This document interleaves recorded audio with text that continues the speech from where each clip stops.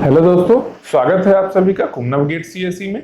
Last class में हम लोग क्या देखे थे, सीरियलाइजेबिलिटी का दोनों कॉन्सेप्ट अब तक हम लोग देख लिए हैं। क्या कि कॉन्फ्लिक्ट सीरियलाइजेबल कैसे होगा और व्यू सीरियलाइजेबल कैसे होगा। मतलब कि सीरियलाइजेबिलिटी को देखने का मतलब हो गया क्या कि आइसोलेशन जो था, एसिड प्रॉपर्टीज का आई जो था आइसोलेशन, वो हम लोग का कंप्लीट हो गया है। ठीक है, तो आइसोलेशन कंप्लीट हो गया है। कंसिस्टेंसी के लिए हम क्या बताए थे कि डीबीए रिस्पॉन्सिबल होता है। कंसिस्टेंसी का मतलब क्या होता है कि किसी भी शेड्यूल में जो ट्रांजेक्शन्स होता है, ट्रांजेक्शन का इंटरनल लॉजिक कैसा होगा, वो डेवलपर डेवलप करता है।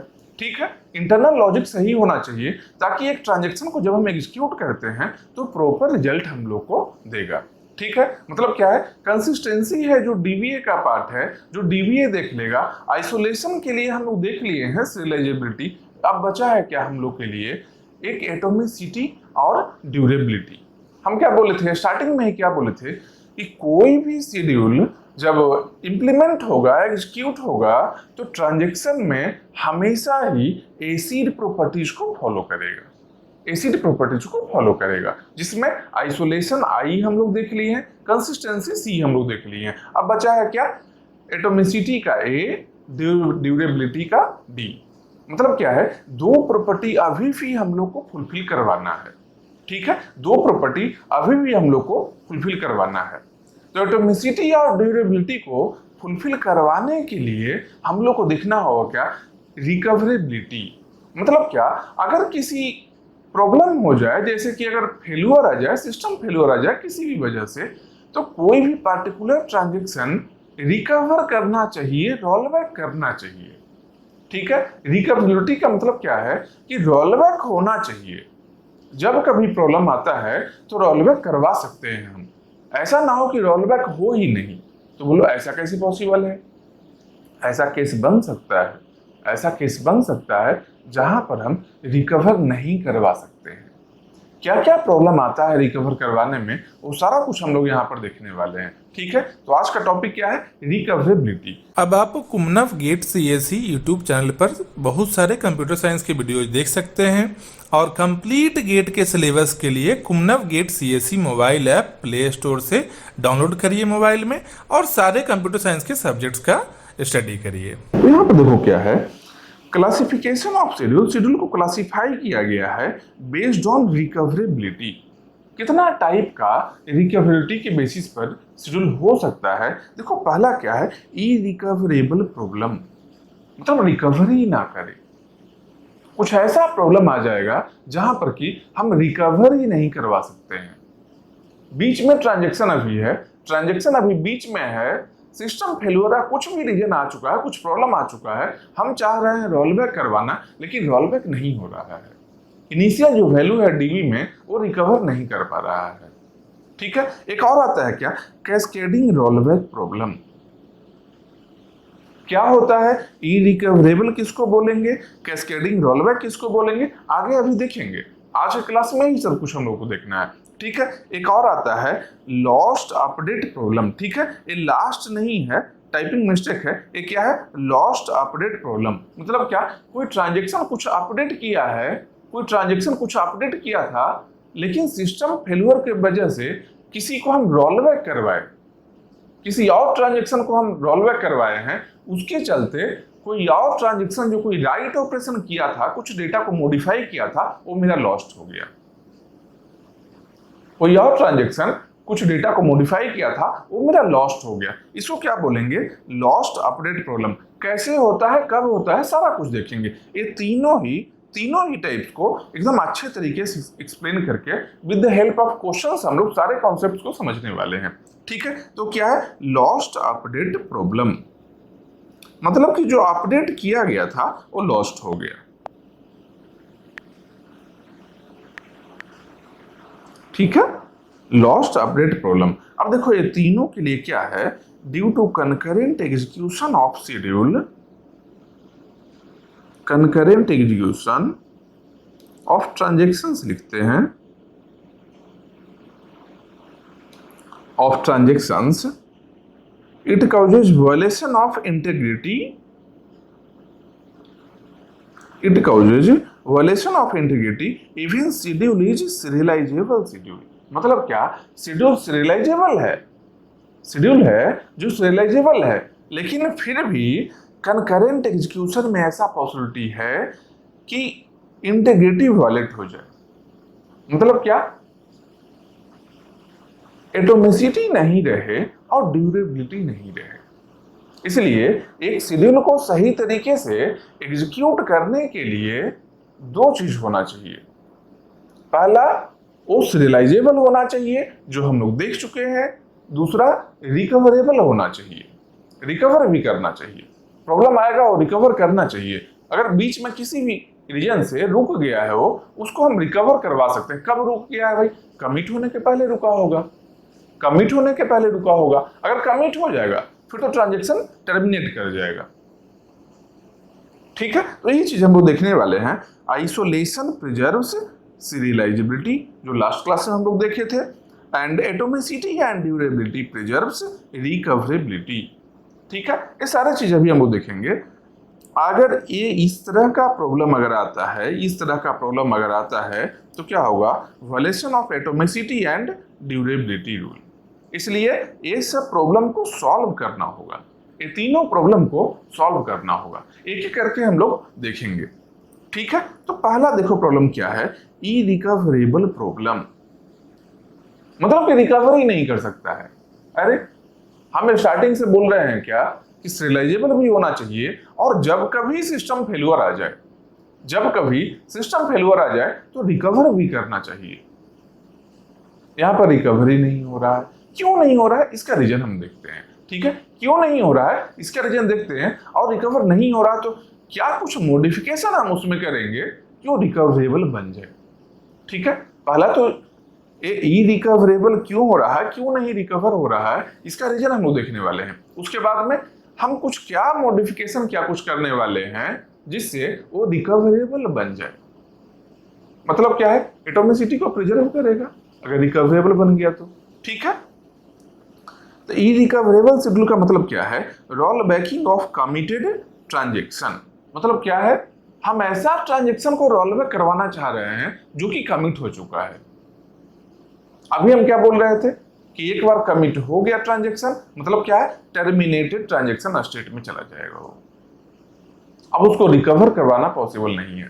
तो बोलोगे क्या कि अच्छा तो कमिट हो ही गया है तो क्या दिक्कत है?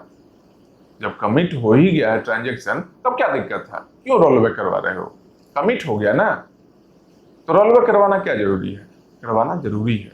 हुआ क्या है कि एक ट्रांजैक्शन कुछ रीड राइट ऑपरेशन करके कमिट कर गया, लेकिन कोई और ट्रांजैक्शन कंकरेंटली एग्जीक्यूट कर रहा था। मान लो T1 ट्रांजैक्शन है जो रीड राइट ऑपरेशन किया है और कमिट हो गया है। T2 ट्रांजैक्शन क्या था, वो अपना ऑपरेशन कर रहा था कंकरेंटली, साथ में ही अपना एग्जीक्यूशन कर रहा था T2 भी। T2 कुछ डेटा को रीड कर लिया है, T2 कुछ डेटा को रीड कर लिया है जो कि मॉडिफाई किया गया था T1 के थ्रू। समझ रहे हो? जैसे क्या T1 और T2 है, T1 और T2 है।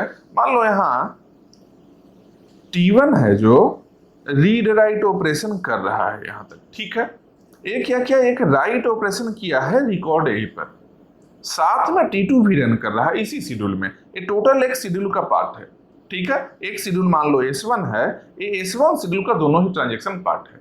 ठीक है, T1 जब एग्जीक्यूट कर रहा था, ये राइट ऑपरेशन किया है रिकॉर्ड ए पर, साथ में T2 जो रन कर रहा था, ये क्या किया, जैसे ही ये राइट ऑपरेशन किया था T1, ये इसको रीड कर लिया। मतलब क्या है, ये अपडेटेड रीड है कि T1 अपडेट किया है, T2 उसी अपडेटेड कंटेंट को, मॉडिफाइड डेटा को रीड कर लिया है। ठीक है, यहां तक क्लियर है, कोई दिक्कत नहीं। ये रीड किया, अपना और भी ऑपरेशन एग्जीक्यूट करते करते ये कमिट कर गया, ये कमिट कर गया। तो बोलो T2 में क्या दिक्कत है? T2 में कोई दिक्कत नहीं है, अभी तक है, अभी तक T2 में कोई दिक्कत नहीं है। लेकिन हुआ क्या, T1 अब तक कमिट नहीं किया है। T2 तो कमिट कर गया है इसके मॉडिफाइड डेटा को रीड करके, लेकिन T1 कमिट नहीं किया है। T1 आगे रन करते करते एग्जीक्यूट करते करते फेल हो गया किसी टाइम पर। कब फेल हुआ भाई? जब T2 कमिट कर गया है उसके बाद में कभी ये फेल हुआ। T2 के कमिट करने के बाद में T1 कभी फेल हो गया है। कुछ भी रीजन रहा होगा, सॉफ्टवेयर फेल हुआ, सिस्टम फेल हुआ, कुछ भी रीजन रहा होगा। T2 है जो T1 के मॉडिफाइड डेटा को रीड किया और कमिट कर गया, कंप्लीट हो गया। लेकिन इसके बाद में T2 के कमिट करने के बाद में T1 है जो फेल हो गया, कोई भी रीजन रहा हो। अब हम लोग क्या करेंगे? T1 को तो हम लोग रोल बैक करवाएंगे क्योंकि फेल हो गया है। T1 को तो अब हम लोग रोल बैक करवाने जा रहे हैं क्योंकि फेल हो गया। अब बताओ, T1 जब रोल बैक कर गया है तो T1 का मॉडिफाइड डेटा को ही तो रीड करके T2 एग्जीक्यूट किया था। T1 का मॉडिफाइड डेटा को ही रीड करके T2 है जो कमिट किया था, अपना एग्जीक्यूशन कंप्लीट किया था। तो जब T1 ही रोल बैक कर गया है, T1 ही वापस हो गया है, तो T2 कैसे अब रहना चाहिए? T2 अब नहीं रह सकता है। T2 को भी रोल बैक करना ही होगा क्योंकि T2 अपने एग्जीक्यूशन के ड्यूरेशन में किया क्या है? T1 का अपडेट किया हुआ डेटा को रीड किया था और T1 सिस्टम फेलियर की वजह से कुछ भी रीजन रहा हो, फेल हुआ है, तो इसको हम रोल बैक करवाए हैं। तो T1 को तो हम रोल बैक करवा लिए, लेकिन T2 कमिट कर गया है ना। याद करो, ट्रांजैक्शन स्टेट डायग्राम में बताए थे, एक बार ट्रांजैक्शन जब टर्मिनेट हो जाता है उसके बाद में रोल बैक का कोई जगह नहीं बचा था। ट्रांजैक्शन जब कमिट कर जाता है तब कहां आता है? कमिटेड स्टेट में। मतलब कमिट करने के बाद में क्या है? नहीं, कमिटेड स्टेट के बाद में कमिट करता है तो ट्रांजैक्शन टर्मिनेटेड स्टेट में आता है वो, कमिट करने के बाद में। ठीक है, तो कमिट जब कर चुका है, T2 जब ओवर हो चुका है, उसके बाद में T1 है जो फेल हुआ, मतलब T1 को हम रोल बैक करवा रहे हैं। तो T1 को जब हम रोल बैक करवाए हैं, T1 का डेटा को रीड करके ही T2 अपना एग्जीक्यूशन कंप्लीट किया है, मतलब T2 को भी रोल बैक करना होगा। लेकिन ये तो कमिट कर गया, अब पॉसिबल नहीं है। ट्रांजैक्शन स्टेट डायग्राम में दिखा था हम लोग को, कोई रास्ता नहीं था। एक बार टर्मिनेट हो गया तो फिर वापस जाकर रोल बैक नहीं कर सकता है वो। अगर कमिट नहीं हुआ है तब रोल बैक कर सकता है, या फिर बीच में कभी फेल हो गया तब रोल बैक कर सकता है। लेकिन टर्मिनेट हो गया जब ट्रांजैक्शन, तब वो रोल बैक नहीं कर सकता है। तो प्रॉब्लम आ गया ना कि यहां पर क्या है? इरिकवरेबल शेड्यूल बन गया है। मतलब T1 को हम तो रिकवर कर रहे हैं, रोल बैक कर रहे हैं, लेकिन T2 रिकवर नहीं कर सकते हैं। अब इस तरह का प्रॉब्लम नहीं होना चाहिए शेड्यूल में, इस तरह का प्रॉब्लम नहीं होना चाहिए। इरिकवरेबल शेड्यूल नहीं होना चाहिए। अगर ऐसा होगा तो डेटा गलत आएगा, आउटपुट गलत आएगा। कैसे गलत आएगा भाई? सिंपल देखो, T1 को हम रोल बैक करवा दिए हैं, T2 एग्जीक्यूट किया है, ये रीड किया है, इसके राइट किया है, इसका मॉडिफाइड वैल्यू को रीड किया है, ये कमिट कर गया, ये कुछ आउटपुट हम लोग को दे रहा है T2। जबकि हम लोग क्या देख रहे हैं कि T1 तो अभी हुआ ही नहीं था, T1 अभी हुआ ही नहीं था। तो ये जो आउटपुट आया है T1 के कंप्लीशन को लेकर, ये आउटपुट आ गया ना T2 का, इसके डेटा, इसके मॉडिफाइड डेटा को ही ये रीड कर लिया था। मतलब क्या है? T2 को भी रोल बैक होना होगा, अब चाहे जैसे हो। अगर इसको सॉल्व करना चाहते हैं, इस प्रॉब्लम को, इरिकवरेबल प्रॉब्लम को, इरिकवरेबल शेड्यूल को अगर हम रिकवरेबल बनाना चाहते हैं तो क्या करना होगा? T2 को रिकवर करना होगा, क्योंकि यहाँ T1 ही रिकवर हो चुका है, T1 है जो रोल बैक हो चुका है, T2 को भी रोल बैक करना ही होगा। क्योंकि T2 क्या किया है? रोल बैक ट्रांजैक्शन का मॉडिफाइड डेटा को यूज करके कमिट किया है। तो कैसे कर सकता है भाई? कैसे कर सकता है? हम लोग के पास एक मेथड क्या है, हम लोग क्या करेंगे कि जब कोई ट्रांजैक्शन रीड करेगा किसी और ट्रांजैक्शन के मॉडिफाइड डेटा को, उसके कमिट को हम रोक कर रखेंगे कि तब तक ये कमिट नहीं कर सकता है जब तक जिसका मॉडिफाइड डेटा ये यूज किया है ये कमिट ना कर ले। मतलब T2 को हम बोल कर रखेंगे ठीक है तुम T1 के मॉडिफाइड डेटा को यूज करके तुम अपना एग्जीक्यूशन करो, लेकिन तुम कमिट मत करना। क्योंकि अगर कभी बाई चांस T1 को रोलबैक करना पड़ेगा तो तुमको भी रोलबैक करवाएंगे। रोलबैक कब करवा सकते हैं? जब एक कमिट नहीं करे। इसलिए T2 के कमिट को हम लोग होल्ड करके रखेंगे। कब तक? जब तक T1 का कमिट नहीं हो जाए। मान लो आगे एग्जीक्यूट करके T1 का यहां कमिट हो गया, तो इसके बाद में T2 को हम कमिट करवा लेंगे। यहां पर कमिट नहीं हो सकता, पहले कमिट नहीं हो सकता है। अब इस केस में क्या होगा कि T1 अगर रोलबैक करेगा तो कमिट से पहले ही करेगा, कमिट के पहले ही कहीं फेलुअर आएगा। T1 रोलबैक करेगा तो अब तक कमिट इसका भी नहीं हुआ है T2 का, T2 को भी हम रोलबैक करवा लेंगे। मतलब क्या है, इरिकवरेबल प्रॉब्लम था जिसको हम लोग क्या बना दिए, रिकवरेबल बना दिए। कैसे बना दिए भाई? T2 के कमिट को हम होल्ड करवाए थे, यहां पर कमिट नहीं होने दिए थे। कब तक होल्ड करवाए थे? जब तक T1 कमिट ना कर जाए। T1 जब तक कमिट ना कर जाए तब तक T2 को हम होल्ड करवा के रखे हैं।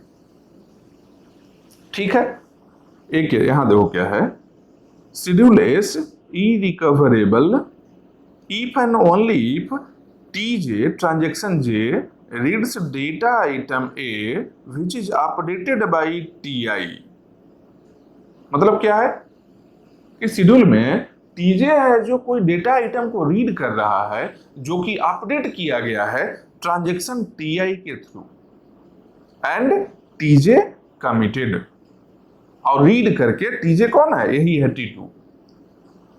T2 है जो रीड किया है ऐसा डेटा को जो TI अपडेट किया था उसको रीड किया था, और TJ मतलब T2 कमिट कर गया। यही इरिकवरेबल प्रॉब्लम है। ठीक है, जैसे यहां पर भी देखो क्या है, TI TJ राइट किया, रीड किया, कमिट कर गया। यहां पर अभी कमिट नहीं हुआ है। अगर ये रोलबैक करेगा तो इसको भी रोलबैक करना पड़ेगा, लेकिन ये तो कमिट कर गया है, इसलिए इसके TJ के कमिट को होल्ड करवा कर रखेंगे। अभी क्या है, अभी ये जो सिनेरियो है ये क्या है, इरिकवरेबल शेड्यूल का है। ठीक है, समझ में आ रहा है क्या प्रॉब्लम होगा, क्या सॉल्यूशन होगा? TJ को होल्ड करवा कर रखेंगे हम लोग, यही सॉल्यूशन होना है। ठीक है, अब देखो आगे देखते हैं क्या,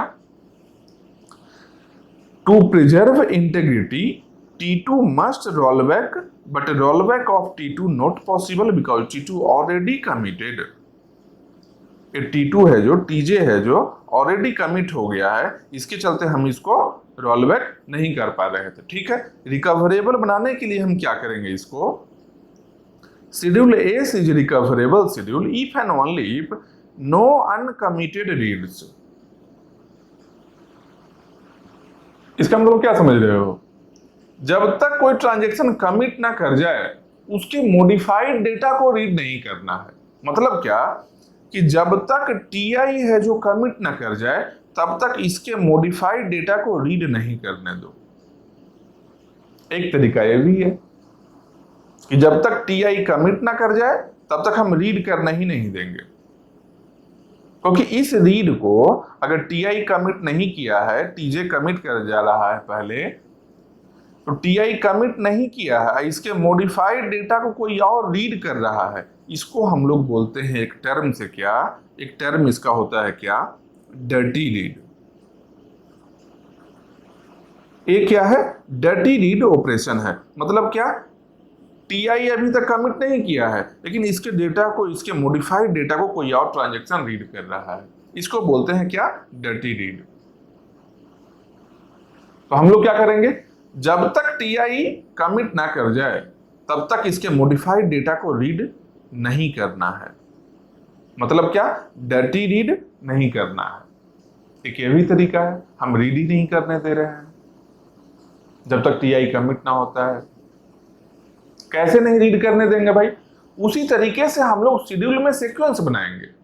जो शेड्यूल है TI TJ का, ऐसा सीक्वेंस हम बनाएंगे कि जब तक ये टीआई कमिट ना कर जाए तब तक ऐसा रीड ऑपरेशन टीजे नहीं कर सकता है जो कि इसके मॉडिफाइड डेटा को रीड करने का रहे। कोई और डेटा को रीड करना है, अगर मान लो रीड ऑफ बी करना है, ठीक है, बी को टीआई मॉडिफाई नहीं किया है, ठीक है, इसको रीड करो, इस पर राइट करो, सी पर राइट करो, डी पर राइट करो, रीड राइट सब पर करो, लेकिन इसको रीड नहीं करो जो मॉडिफाई किया है टीआई, क्योंकि इसको क्या बोलेंगे हम लोग, इसको हम लोग बोलते हैं डर्टी रीड। इसके चलते ही प्रॉब्लम आ रहा था। मान लो यहां पर क्या रहता, ए नहीं, यहां बी रहता, सी रहता, डी रहता, कुछ भी रीड राइट करता, टीजे को कोई दिक्कत नहीं था।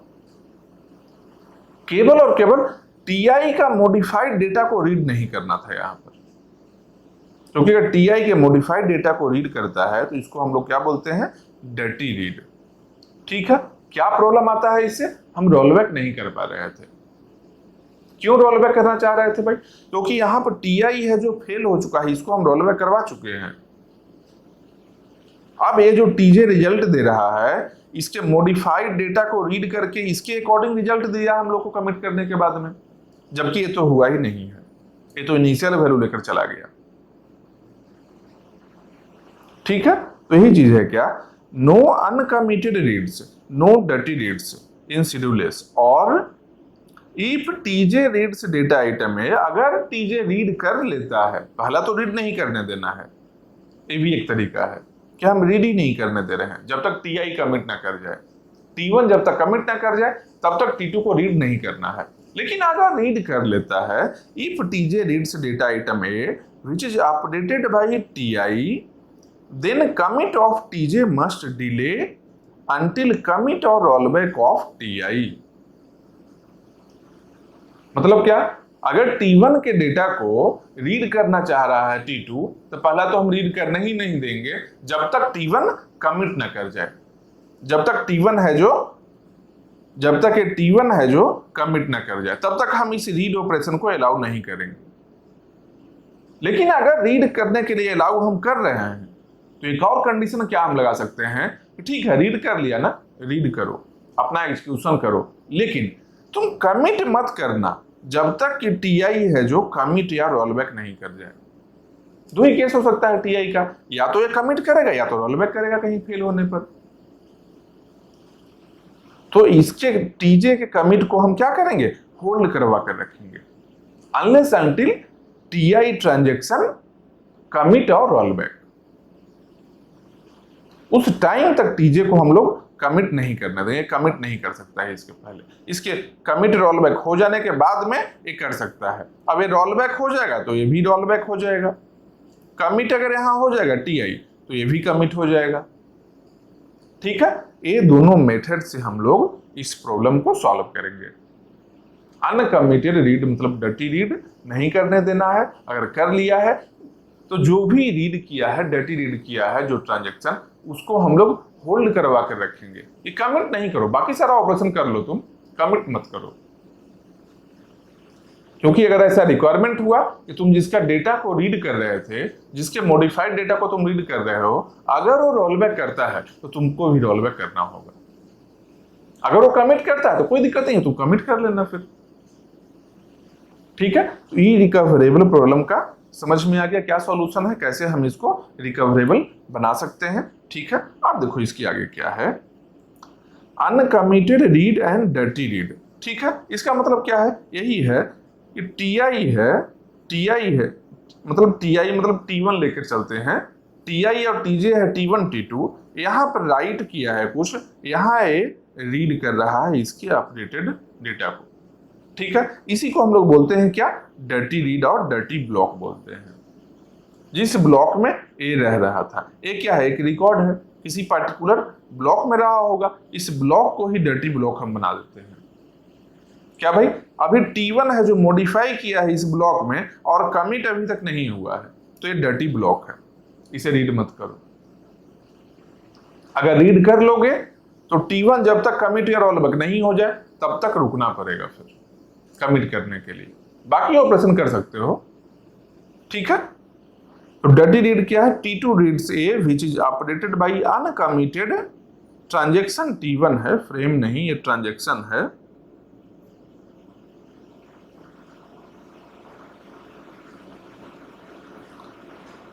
Uncommitted transaction T1 schedule is recoverable if no dirty read. Recoverable तभी होगा जब डर्टी रीड नहीं रहे, इस तरह का रीड ऑपरेशन नहीं किया जाए जब तक T1 कमिट या रोलबैक ना कर ले। या फिर ट्रांजेक्शन परफॉर्मिंग डर्टी रीड, ये जो ट्रांजेक्शन T2 है जो डर्टी रीड कर रहा है, यहाँ पर जो डर्टी रीड में इन्वॉल्व है, इसके अपडेट वैल्यू को रीड कर रहा है, रीड कमिट्स आफ्टर बर्न। मतलब क्या है कि ये जो कमिट करे, T2 कमिट करे, इसके कमिट या रोलबैक के बाद में करे, इसके कमिट या रोलबैक के बाद में कमिट कर रहा है। ये भी एक तरीका है, तभी जाकर हम लोग क्या कर सकते हैं, शेड्यूल को रिकवरेबल हम लोग बना सकते हैं। ठीक है, यहां तो कोई दिक्कत नहीं है। अब इसके आगे देखो क्या है, क्वेश्चन क्या है, test given schedule which are recoverable और नॉट। टेस्ट करना है कि ये सब शेड्यूल है जो रिकवरेबल है कि नहीं। ठीक है, कैसे चेक करेंगे, देखेंगे डर्टी रीड हो रहा है या नहीं। ठीक है, जैसे क्या T1 है जो राइट किया है ए पर, T2 है जो रीड कर रहा है ए को। ठीक है, ये क्या है, डर्टी रीड हो गया। T2 यहां पर रोलबैक कर रहा है और T1 का कमिट बाद में है, तो रिकवरेबल है या नहीं है, रिकवरेबल है। क्यों भाई, ये रोलबैक जैसे ही यहां पर होगा, यहां से रोलबैक हो जाएगा। अब तक T1 भी कमिट तो नहीं किया है, T1 भी रिकवर हो जाएगा, रोलबैक हो जाएगा T1 भी। मतलब क्या है, ये रिकवरेबल हो गया। जो डर्टी रीड में इन्वॉल्व है, जो भी डर्टी रीड में इन्वॉल्व है, उसके कमिट को हम डिले कर रहे हैं। ठीक है, जैसे क्या T2 है, T2 यहां पर रीड किया था, इसको डर्टी रीड बोले, लेकिन T2 यहां रोलबैक हो गया। अब तक T1 है जो कमिट नहीं किया है, कमिट नहीं किया है। अच्छा एक सेकेंड, अच्छा यहां पर कोई दिक्कत ही नहीं है। क्या है, T1 यहां कुछ राइट किया, T2 है जो इसके डेटा को रीड किया, ये डर्टी रीड तो है, लेकिन जो रीड किया था यही एक खुद ही T2 खुद ही है जो रोलबैक कर रहा है, कोई दिक्कत नहीं है, रोलबैक कर गया। लेकिन T1 तो नहीं रीड किया है ना, T1 है जो इसके मॉडिफाइड डेटा को तो रीड नहीं किया है। तो क्या है, T1 आराम से जाकर कमिट करेगा, तो क्या होगा, रिकवरेबल होगा। There is no need of recoverable transaction but not cascadeless recoverable schedule because dirty read is there. मतलब क्या है कि ये रिकवरेबल तो है, लेकिन कैस्केडलेस रिकवरेबल इसको हम नहीं बोलेंगे। क्यों, कैस्केडलेस का क्या मीनिंग है, ये एक्सप्लेन करेंगे बाद में। अब अभी इतना जान लो, प्रेजेंटली इतना जान लो कि कैस्केडलेस रिकवरेबल तभी हम बोलेंगे जब डर्टी रीड अलाउड ही नहीं हो। यहां पर हम क्या बोले थे, दो ऑप्शन है हम लोग के पास में, या तो डर्टी रीड नहीं रहे, या फिर जो डर्टी रीड कर रहा है उसके कमिट को हम डिले कर ले। जो डर्टी रीड कर रहा है उसके कमिट को हम डिले कर ले, दो तरीका था इरिकवरेबल को रिकवरेबल बनाने का। लेकिन कैस्केडलेस रिकवरेबल क्या बोलता है, कैस्केडलेस रिकवरेबल क्या बोलता है कि डर्टी रीड करना ही नहीं है। कैस्केडलेस रिकवरेबल का सिंपल स्टेटमेंट क्या है कि डर्टी रीड नहीं करना है। ठीक है, यहां पर क्या है, जो डर्टी रीड में इन्वॉल्व है इसका कमिट देखो, इसके ये पहले कमिट किया है, जिसका ये ऑपरेटेड डेटा को रीड किया, यहां एक कमिट कर रहा है, ये इसके बाद में कमिट कर रहा था T2, लेकिन इसके पहले कहीं ये रोलबैक हो गया, कोई दिक्कत नहीं है। जो डर्टी रीड कर रहा था वो खुद अगर रोलबैक हो जाए तब कोई दिक्कत नहीं है। ठीक है, मतलब क्या है, ये रिकवरेबल हो गया। यहां पर देखो T1 और T2 में रीड ए, राइट ए।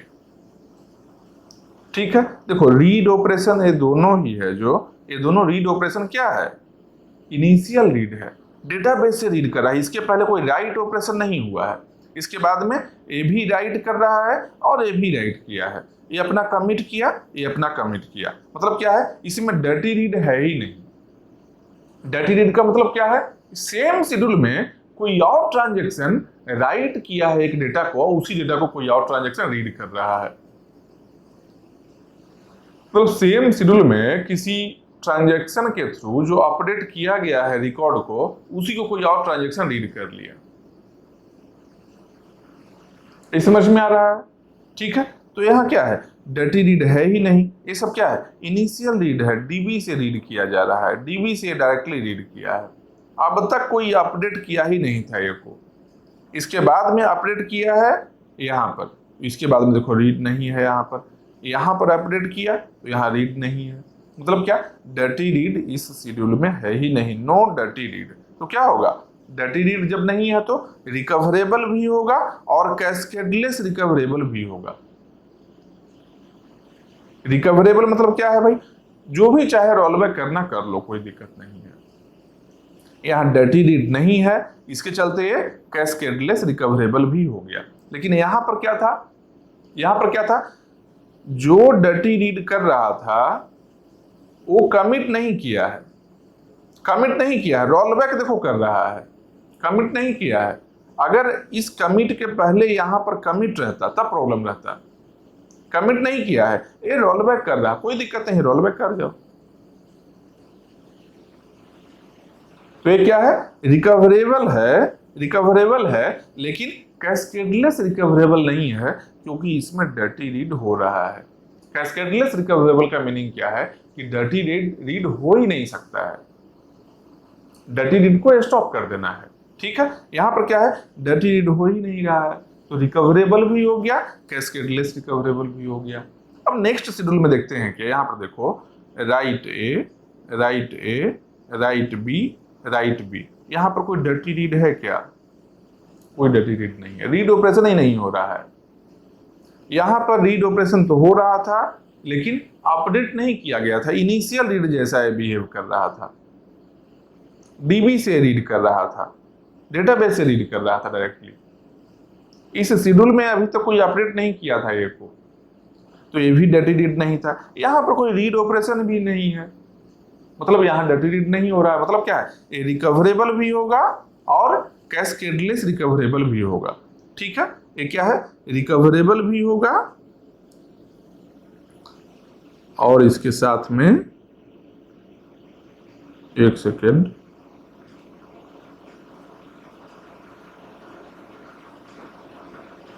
कैस्केडलेस रिकवरेबल भी हो गए। क्यों? क्योंकि डर्टी रीड ही नहीं है यहाँ पर। ठीक है, यहां तक समझ में आ रहा है। अब देखो इसके अगला में देखो क्या है, T1 T2 है, राइट ए रीड ए, ये क्या है, डर्टी रीड आ गया यहाँ पर। But T2 commits after buts, मतलब देखो क्या है, यहां से रीड तो डर्टी रीड कर लिया है। ठीक है, देखो पहले रीड किया फिर ये राइट किया, ये भी डर्टी रीड है क्या? नहीं, ये पहले रीड किया है, बी है जो डीबी से रीड किया है, ये राइट कर रहा है, ये डर्टी रीड नहीं है। डर्टी रीड कौन है? ये है जो डर्टी रीड है। T1 अपडेट किया, T2 रीड कर लिया। लेकिन एक चीज नोटिस करो, T1 का कमिट यहां पर कर रहा है, T2 बाद में जाकर कमिट कर रहा है। यही तो हम बोले थे कि रिकवरेबल होने के लिए या तो डर्टी रीड को अलाउ ही ना करो, लेकिन अगर अलाउ किए हो, अगर डर्टी रीड को अलाउ किए हो, तो जो डर्टी रीड कर रहा है ट्रांजैक्शन, उसके कमिट को डिले करना है। कब तक? जो अपडेट किया था ट्रांजैक्शन, जिसका अपडेटेड डेटा को रीड किया गया था डर्टी रीड में, जो अपडेट करने वाला ट्रांजैक्शन है, उसके कमिट या रोलबैक के बाद में डर्टी रीड करने वाला ट्रांजैक्शन रहेगा, तो कमिट करेगा। मतलब क्या है, अपडेट T1 किया है ना, T1 का कमिट यहाँ पर है, T2 रीड करने वाला है डर्टी रीड को, इसका कमिट बाद में है, कोई दिक्कत नहीं है। अगर यहाँ पर T1 रोलबैक कर जाएगा तो क्या दिखेगा, यहाँ पर ही पता चल जाएगा हम लोग यहाँ से T2 को भी रोलबैक करवा लेंगे, कोई दिक्कत नहीं है, क्योंकि इसका कमिट अब तक नहीं हुआ है। तो ये भी क्या हो गया, ये भी रिकवरेबल हो गया। लेकिन कैस्केडलेस रिकवरेबल इसको हम नहीं बोल सकते हैं, क्यों? क्योंकि डर्टी रीड है। कैस्केडलेस रिकवरेबल का बाय डेफिनेशन यही होता है कि डर्टी रीड अलाउड ही ना हो। ठीक है, तो क्या है, recoverable but not cascadeless because dirty read is there. If irrecoverable schedule is not there, that means the schedule is by default recoverable. अगर ई रिकवरेबल नहीं दिख रहा है हम लोग को, सिंपल एक चीज याद रखना कि अगर किसी भी रीजन से ई रिकवरेबल अगर नहीं दिख रहा है, मतलब कि बाय डिफॉल्ट है जो शेड्यूल क्या है, रिकवरेबल है। अगर बोल रहे हो कि रिकवरेबल नहीं है तो बताओ कि कैसे नहीं रिकवरेबल है। ठीक है, अगर ई रिकवरेबल नहीं दिख रहा है तो बाय डिफॉल्ट क्या होगा, रिकवरेबल ही होगा। ठीक है, तो यहां क्या है, डर्टी रीड तो कर रहा था लेकिन इस T2 का कमिट को डिले किया गया था। कब, जब तक T1 कमिट ना कर जाए, इसके बाद में इसका कमिट लिखा गया है कि अगर ये रोल बैक किया तो इसको भी रोल बैक करवा लेंगे, अगर ये कमिट कर जाएगा तो कोई दिक्कत नहीं है, ये भी कमिट कर जाएगा। ठीक है, यहां तो कोई प्रॉब्लम नहीं। अब इसके अगला देखो, एक एग्जांपल भी देखो, T1 और T2 है, राइट ए रीड ए। ठीक है, अब बोलोगे क्या कि अच्छा ये राइट किया है T1, इसके बाद ये रीड किया है, तो इसके डेटा को रीड किया क्या, नहीं, यहां राइट किया है ए को, इसके बाद में खुद भी राइट किया है कुछ, अब खुद का अपडेटेड डेटा को ये रीड कर रहा है। अब इससे कोई मतलब नहीं रह गया है, ये खुद जो अपना अपडेट जो किया है, इसके अपडेटेड डेटा को ये रीड नहीं कर रहा है। ये किसको रीड कर रहा है, खुद जो अपडेट किया था उसी डेटा को ये रीड कर रहा है। तो क्या है, ये डर्टी रीड नहीं है, ये डर्टी रीड नहीं है।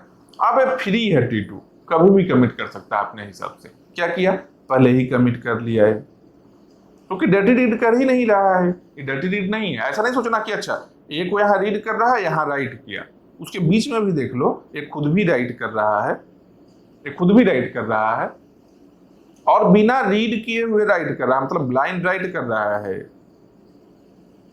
तो यहां पर T1 क्या राइट किया था, क्या फर्क पड़ता है, जब एक खुद ही राइट कर लिया इस पर, वही ब्लाइंड राइट, मतलब क्या है, राइट करने के पहले रीड नहीं किया है, डायरेक्टली ये राइट कर लिया है, उसके बाद में खुद के अपडेटेड वैल्यू को रीड कर रहा है। तो क्या है, note A dirty read takes value updated by itself, ये डर्टी रीड नहीं है, खुद जो अपडेट किया है वैल्यू को उसी को ये रीड कर रहा है फिर से।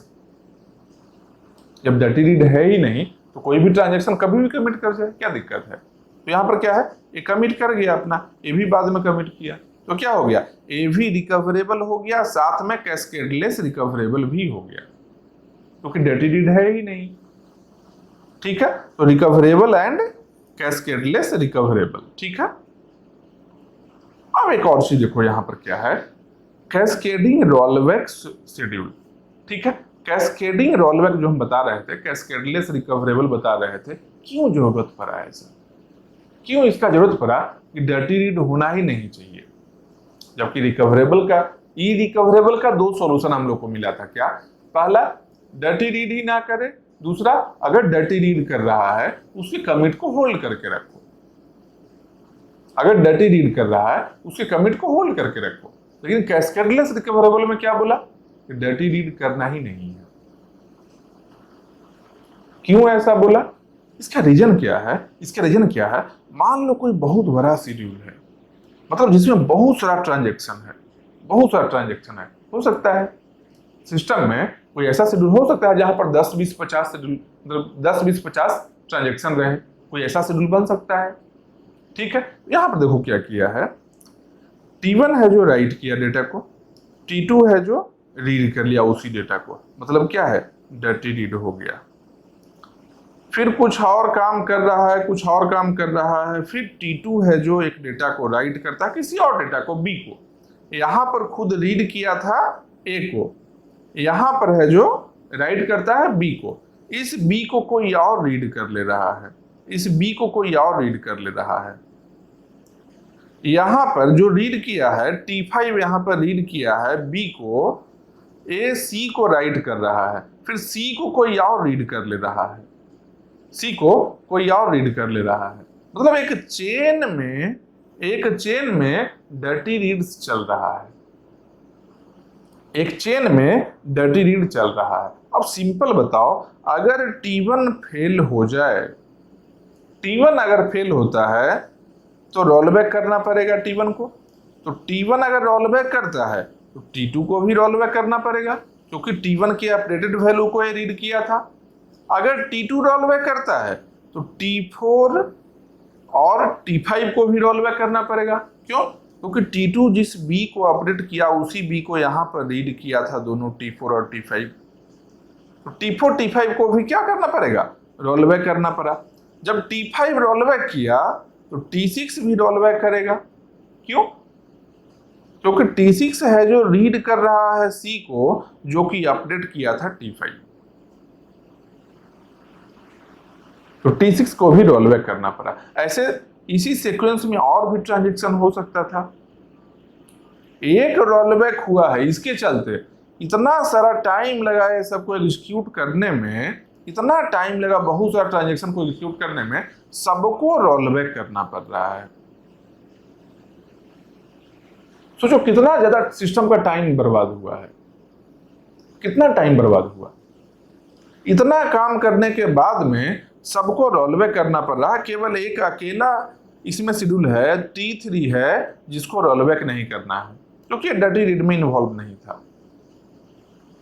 बाकी सब T1, T2, T4, T5, T6 सबके सब रोल बैक किया। और भी ट्रांजैक्शन हो सकता है, सबके सब रोल बैक किया। केवल और केवल T3 था जो फ्री था, ये रोल बैक नहीं किया था। तो सिंपल सोचो कितना टाइम बर्बाद हुआ ये एग्जीक्यूट करने में, इधर इतना सारा एग्जीक्यूट करने में, सिस्टम का टाइम बर्बाद हो गया। इसलिए कैस्केडलेस रोलबैक में क्या बोलता है कि डर्टी रीड करने ही नहीं दो, डर्टी रीड करने ही नहीं दो। ठीक है, क्या है? Because of failure of some transaction T forced to rollback set of other transactions. ये क्या है? सेट ऑफ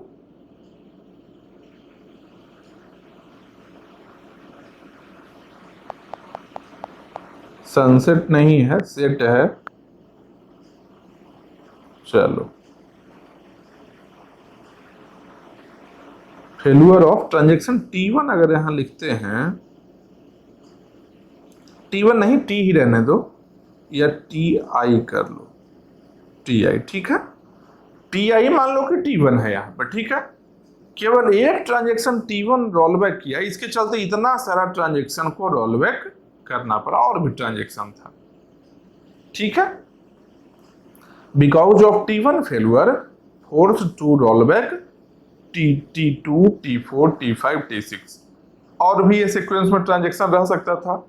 इस सीक्वेंस में और भी ट्रांजेक्शन तो हो सकता है, इसी सीक्वेंस में सबको रोलबैक करना पड़ा। ये प्रॉब्लम कैसे आया था? क्योंकि डर्टी रीड किया गया था। जो डर्टी रीड नहीं किया है T3, इसको कहां कोई दिक्कत था, ये अपना एग्जीक्यूट कर रहा था आगे। केवल डर्टी रीड के चलते ही इतना सारा प्रॉब्लम आया, इतना टाइम बर्बाद हुआ सिस्टम का। ठीक है, हाउ मेनी कैस्केडिंग रोलबैक अगर पूछ दे इस टाइप के क्वेश्चन में, तो क्या बोलेंगे?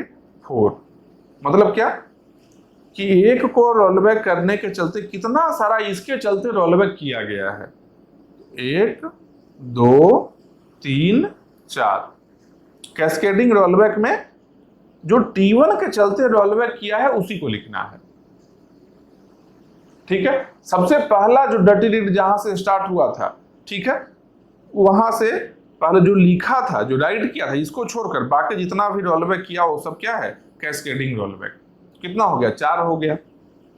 ठीक है, only T3 can execute, total 5 rollback, total 5 rollback हुआ। T1 भी तो रोलबैक किया खुद, लेकिन कैस्केडिंग रोलबैक अगर बोला जाए तो 4 है। ठीक है, डिसएडवांटेज ऑफ कैस्केडिंग रोलबैक क्या है? Wastage of CPU execution time and wastage of IO access cost. CPU को बिजी रखे हो, उतना टाइम के लिए इनपुट आउटपुट रीड राइट जो कर रहे थे, ये IO कॉस्ट है ना, टाइम लगता है ना, उसमें सब बर्बाद हो गया रोलबैक करने से।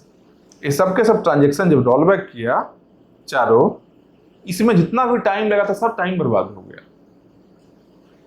ठीक है, यही डिसएडवांटेज है कैस्केडिंग रोलबैक का। इसके चलते ही conditions to avoid cascading rollback, इस तरह का रोलबैक को अवॉइड करने के लिए, इस तरह के रोलबैक नहीं हो कभी, इसके लिए आता है क्या, कैस्केडलेस रोलबैक रिकवरेबल शेड्यूल, जिसमें कि डर्टी रीड अलाउड ही नहीं होगा।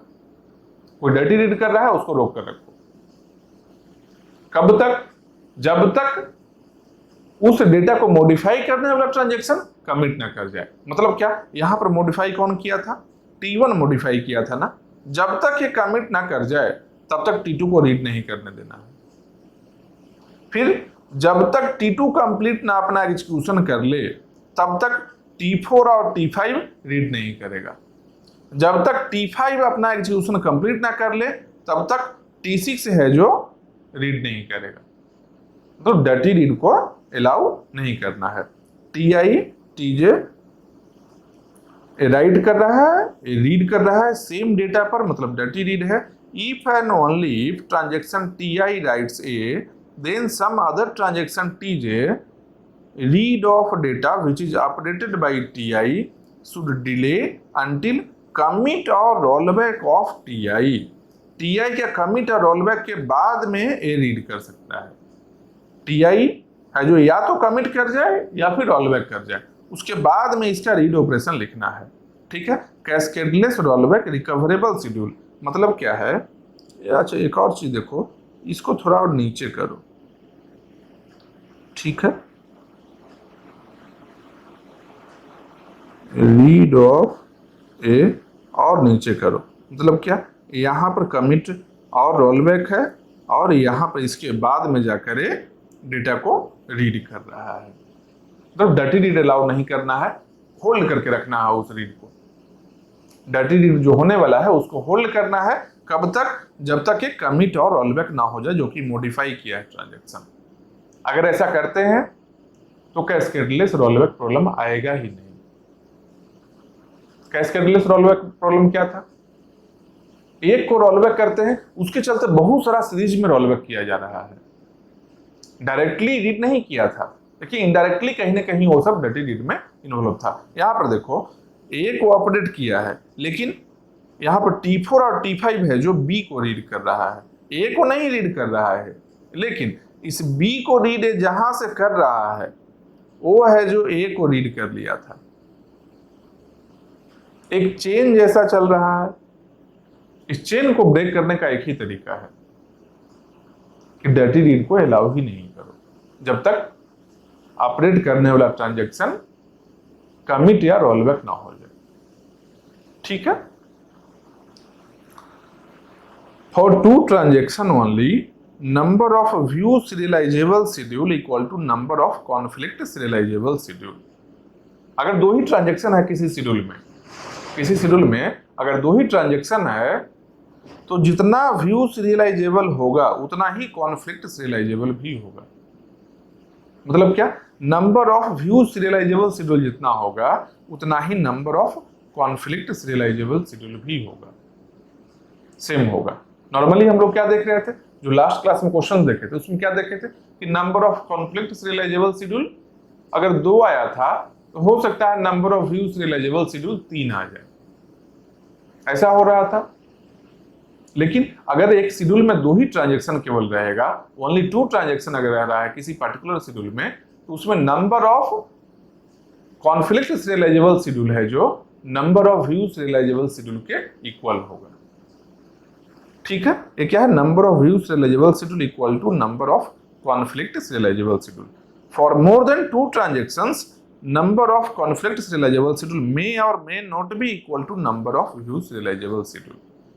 अगर 2 है मतलब 2 से ज्यादा अगर नंबर ऑफ ट्रांजैक्शन है किसी शेड्यूल में, इक्वल हो भी सकता है, नहीं भी हो सकता है। लेकिन अगर केवल 2 ट्रांजैक्शन है तो दोनों इक्वल होगा 100%। ठीक है, इस पॉइंट को भी ध्यान रखना। अब एक और चीज देखो क्या है, एक और प्रॉब्लम क्या आता है डर्टी रीड से, एक और प्रॉब्लम क्या आता है,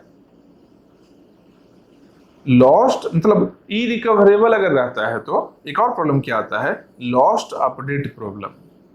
डर्टी रीड से नहीं आ रहा है, ये क्या है, राइट ऑपरेशन से आने वाला है, लॉस्ट अपडेट प्रॉब्लम। ठीक है, अब लॉस्ट अपडेट प्रॉब्लम क्या है, जैसे यहाँ पर हम लोग 3 प्रॉब्लम को देखे थे। यहाँ पर देखो कहाँ गया, 3 प्रॉब्लम हम लोग देखे थे। इरिकवरेबल, इसका क्या प्रॉब्लम है, क्या सॉल्यूशन है देख लिए, ठीक है। इरिकवरेबल में क्या प्रॉब्लम है, क्या सॉल्यूशन है। अगर डर्टी रीड जो कर रहा है उसे कमिट को होल्ड करके रखना है, ठीक है। कैस्केडलेस रोलबैक में देख लिए कि डर्टी रीड को अलाउ ही नहीं करना है, ठीक है। लास्ट क्या है, लॉस्ट अपडेट प्रॉब्लम। रिकवरेबिलिटी में 3 टाइप है, ठीक है। लास्ट क्या है, लॉस्ट अपडेट प्रॉब्लम, मतलब कि कोई ट्रांजेक्शन कुछ अपडेट किया था वो लॉस्ट हो गया।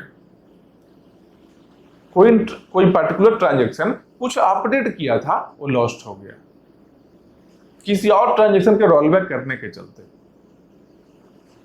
जबकि ऐसा नहीं होना चाहिए था, ऐसा नहीं होना चाहिए था, ठीक है। तो यहां पर देखो क्या है, if T writes A then T J also writes A before commit और rollback of T which may cause lost update problem.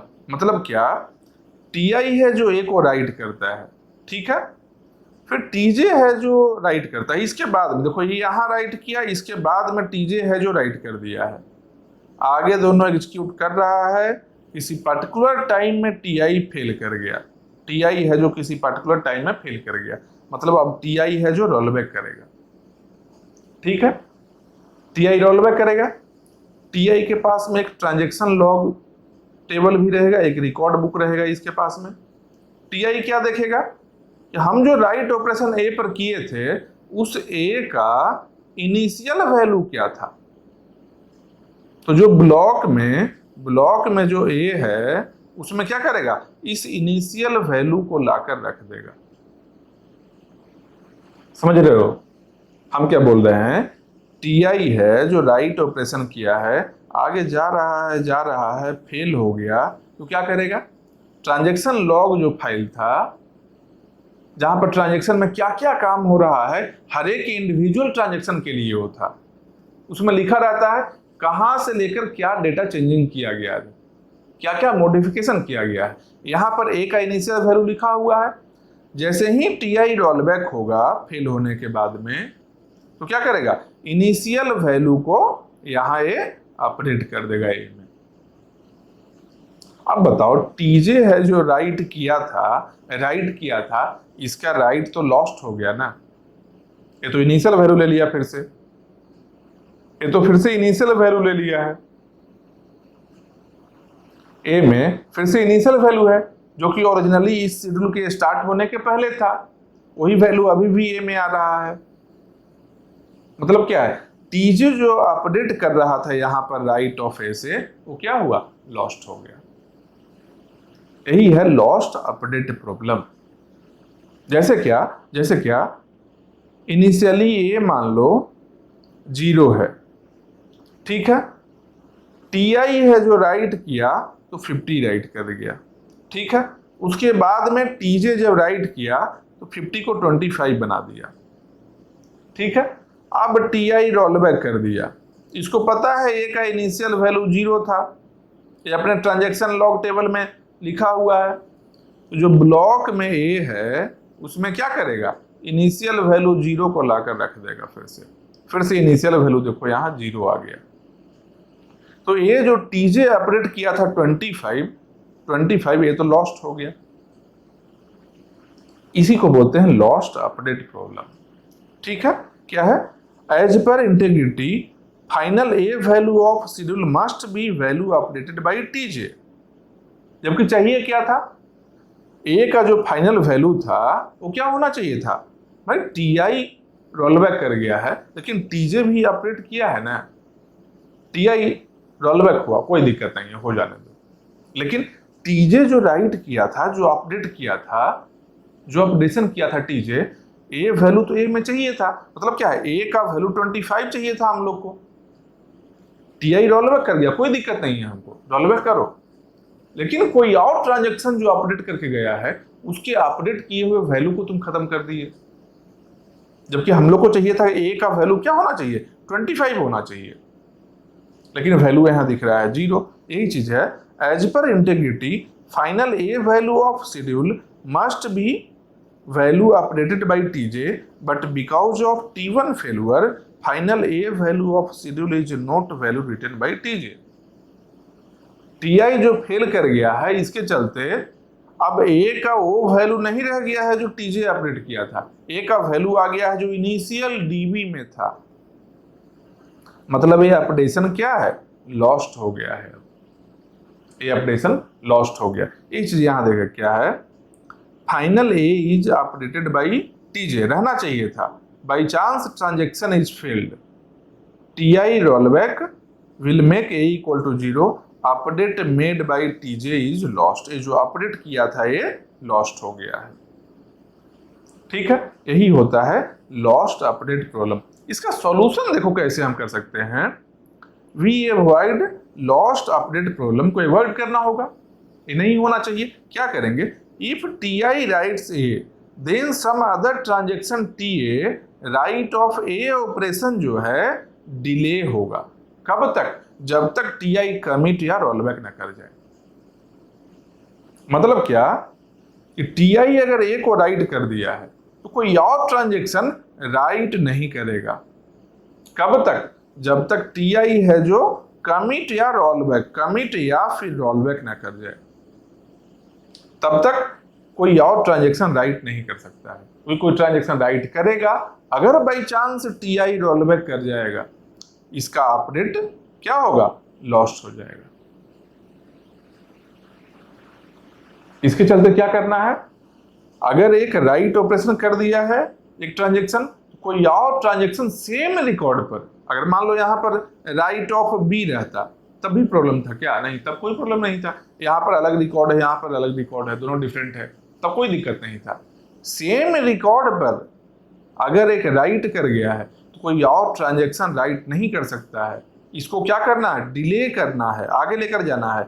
यहाँ पर क्या है, कमिट और रोलबैक है, यहाँ पर TI का, इसके आगे लेकर जाना है राइट ऑफ A, वेट करवाना है जब तक ये कमिट या रोलबैक ना कर जाए। अगर मान लो ये कमिट कर गया फिर ये राइट होता तो क्या होता, 50 से 25 बना देता। अगर ये रोलबैक कर जाएगा, ठीक है, तब क्या मिलेगा, A का वैल्यू 0 मिलता हम लोग को, इसको कट करके 25 हम बना देते। इसका जो अपडेटेड वैल्यू है क्या रहता, रिटेन हो जाता है यहाँ पर। कब, जब TJ को हम डिले करवाते, इसके कमिट और रोलबैक के बाद में राइट ऑपरेशन करवाते। TI का कमिट रोलबैक होने के बाद में अगर राइट ऑपरेशन करवाते हम TJ से, तब सही रहता, तब कोई दिक्कत नहीं रहता। तो अब एक और चीज समझ में आ रहा होगा क्या, कि अच्छा पिछला कैस्केडलेस में क्या बताया है, कैस्केडलेस रिकवरेबल में क्या बताया है कि जब कोई राइट करता है तो कोई और ट्रांजेक्शन रीड नहीं कर सकता है। क्यों, क्योंकि डर्टी रीड हो जाता है। कब तक नहीं कर सकता है, जब तक ये ट्रांजेक्शन जो राइट किया है कमिट या फिर रोलबैक ना हो जाए, तो रीड नहीं कर सकता। डर्टी रीड अलाउड नहीं होता है। ये क्या है, ये है डर्टी रीड है, डर्टी रीड अलाउड नहीं होता है। अब क्या बोल रहे हैं लॉस्ट अपडेट प्रॉब्लम में, कि कोई और ट्रांजेक्शन राइट भी नहीं कर सकता है, राइट भी नहीं कर सकता है, क्योंकि राइट करेगा तो लॉस्ट अपडेट प्रॉब्लम आएगा। मतलब क्या, फाइनल सॉल्यूशन क्या मिला है, अगर कोई ट्रांजेक्शन राइट कर देता है किसी डेटा एलिमेंट को, किसी पर्टिकुलर रिकॉर्ड को अगर राइट कर देता है, तो उसमें रीड और राइट कुछ भी नहीं करना है। ना तो रीड करो ना तो राइट करो। कब तक, जब तक कि कमिट और रोलबैक ना हो जाए। कमिट रोलबैक हो गया, इसके बाद में कुछ भी करो, रीड कर लो, राइट कर लो, जो मन है सो करो। ठीक है, यही चीज यहां पर है। मतलब राइट ऑपरेशन को क्या करना है, डिले करना है जब तक TI कमिट या रोलबैक ना कर जाए। ठीक है, एक और चीज आता है क्या, strict recoverable schedule. A schedule is strict recoverable if the schedule is cascadeless rollback recoverable and no lost update problem. strict recoverable schedule क्या है, cascadeless recoverable होना चाहिए पहला चीज, मतलब डर्टी रीड नहीं होना चाहिए, और साथ में एंड लॉस्ट अपडेट प्रॉब्लम भी नहीं होना चाहिए। मतलब राइट नहीं होना चाहिए जब तक कि पिछला जो मॉडिफाई करने वाला ट्रांजैक्शन है वो कमिट या रोलबैक ना कर जाए। मतलब क्या, अगर कोई ट्रांजैक्शन किसी रिकॉर्ड को मॉडिफाई कर देता है तो जब तक वो कमिट या रोलबैक नहीं कर जाएगा, कोई और ट्रांजैक्शन उसी रिकॉर्ड को रीड और राइट कुछ भी नहीं करे, तब क्या बोलेंगे, स्ट्रिक्ट रिकवरेबल है। ठीक है, यहां तक समझ में आ रहा है कि स्ट्रिक्ट रिकवरेबल फाइनल एक सॉल्यूशन हम लोग को मिला है। ये क्या है कि ना तो रीड कर सकता है ना तो राइट कर सकता है किसी भी मॉडिफाइड रिकॉर्ड को, जब तक कि मॉडिफाई करने वाला ट्रांजैक्शन कमिट या रोलबैक ना कर जाए, तब उसको हम बोलेंगे स्ट्रिक्ट रिकवरेबल है। ठीक है, जैसे क्या, टीआई है जो राइट कर रहा है, इसके कमिट के बाद में रीड करवाए। यहाँ टीआई है जो राइट कर रहा है, इसके कमिट के बाद में राइट करवाए। अच्छा, यहाँ लाइन बना लो ताकि पता चले कि ये पहले हो रहा है, ये बाद में हो रहा है, ये पहले हो रहा है, ये बाद में हो रहा है। ठीक है, एक सेकंड, इसके बाद में ये हो रहा है। ठीक है, सीक्वेंस ऑर्डर क्या है, रीड भी करना है, कमिट और रोलबैक का वेट करो। क्यों, क्योंकि ये कोई राइट कर चुका है। राइट भी करना है, तब भी इसका कमिट और रोलबैक का वेट करो। इसको हम लोग बोलेंगे कंबाइंडली एंड में ये दोनों अगर हो रहा है सेटिस्फाई, तब हम लोग क्या बोलेंगे, ये क्या है, स्ट्रिक्ट रिकवरेबल है। ठीक है, तब क्या है, स्ट्रिक्ट रिकवरेबल शेड्यूल है। ठीक है, if T writes data item A, then read or write of tj must delay until ti commit or rollback, then schedule s is strict recoverable। यहाँ पर क्या है, ti लिख लेते हैं, if ti, ठीक है, if ti writes data item a, then read or write of tj, a पर ही कर रहा है रीड और राइट, वो डिले करना है जब तक ti कमिट या रोलबैक ना हो जाए। इसको हम लोग बोलते हैं स्ट्रिक्ट रिकवरेबल। ठीक है, समझ में आ रहा है, कोई दिक्कत नहीं। अब एक चीज देखो क्या, कि बहुत सारा चीज अब तक हम बताए क्या, बहुत सारा चीज अब तक हम बताए क्या, मतलब कि सीरियलाइजेबल बताए और रिकवरेबल में भी बताए। ठीक है, इसका एक देखो वेन डायग्राम इस तरीके से है। क्या है भाई, सबसे अंदर में क्या है, सीरियल शेड्यूल, इसके बाहर में क्या है, स्ट्रिक्ट रिकवरेबल शेड्यूल, इसके बाहर में क्या है, कैस्केडलेस रिकवरेबल शेड्यूल, इसके बाहर में क्या है, रिकवरेबल शेड्यूल, इसके बाहर में क्या है, कॉनकरेंट शेड्यूल। ठीक है, और उसके साथ में एक देखो क्या है, ये जो ऐसा बॉक्स यहां बना है, ऐसा ये बॉक्स क्या है, कॉन्फ्लिक्ट सीरियलाइजेबल। इसका आउटर बॉक्स है क्या है, व्यू सीरियलाइजेबल। एक सेकंड,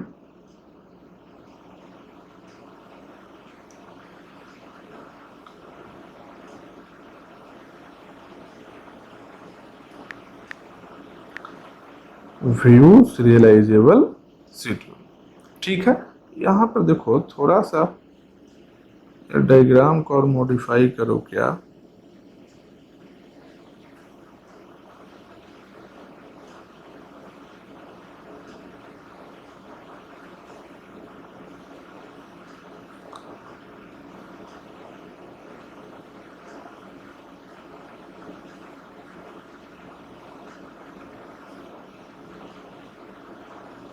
ठीक है, ऐसा बॉक्स नीचे भी बन गया, ऊपर में भी सेम इसी तरीके का बॉक्स ही है। अब इसका बॉक्स बनाने के लिए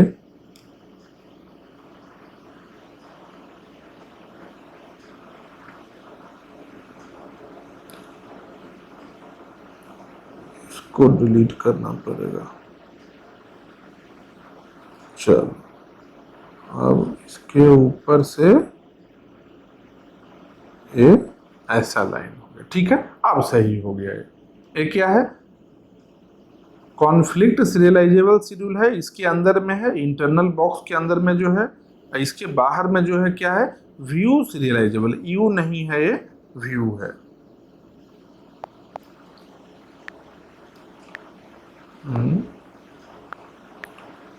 व्यू सीरियलाइजेबल शेड्यूल, इस एरिया में जो लाई कर रहा है ये सब, मतलब व्यू का क्या है, व्यू का यहाँ इतना बड़ा डोमेन है, ठीक है, इसके अंदर में कॉन्फ्लिक्ट वाला डोमेन है, ठीक है। आप देखते हैं इसको, अब यहां पर देखो क्या है कि जो स्ट्रिक्ट रिकवरेबल नहीं है वो क्या रहेगा, जो स्ट्रिक्ट रिकवरेबल नहीं है वो क्या रहेगा, suffer from lost update problem, ठीक है। यहां पर यही हम लोग देखे थे ना, स्ट्रिक्ट रिकवरेबल में क्या हम लोग देख रहे थे कि साथ में कैस्केडलेस रोलबैक भी होना चाहिए और लॉस्ट अपडेट प्रॉब्लम भी नहीं होना चाहिए, मतलब रीड और राइट दोनों में से कुछ भी अलाउड नहीं रहेगा जब तक कमिट या रोलबैक ना हो जाए। यही चीज यहाँ है कि जो भी शेड्यूल इसके बाहर आएगा स्ट्रिक्ट रिकवरेबल का, वो सबके सब क्या रहेगा, suffer from lost update problem, ठीक है। इसके बाहर में क्या है, कैस्केडलेस रोलबैक, कैस्केडलेस रोलबैक का जो बाहर रहेगा वो क्या बोलेंगे, नो कैस्केडलेस रोलबैक रिकवरेबल। जो रिकवरेबल के बाहर में है वो क्या बन गया, इस एरिया में जो लाई करेगा वो क्या बन जाएगा, इरिकवरेबल शेड्यूल रहेगा, ठीक है। और ये टोटल क्या है, कनकरेंट शेड्यूल है, टोटल एकदम आउटर जो है ऐसा, ये है कनकरेंट शेड्यूल। इतना सारा क्लासिफिकेशन इसमें है, ठीक है, मतलब सीरियलाइजेबिलिटी और रिकवरेबिलिटी दोनों को एक साथ में एक वेन डायग्राम में यहां बनाया हुआ है, ठीक है। यहां तक समझ में आ रहा है। अब देखो क्या है,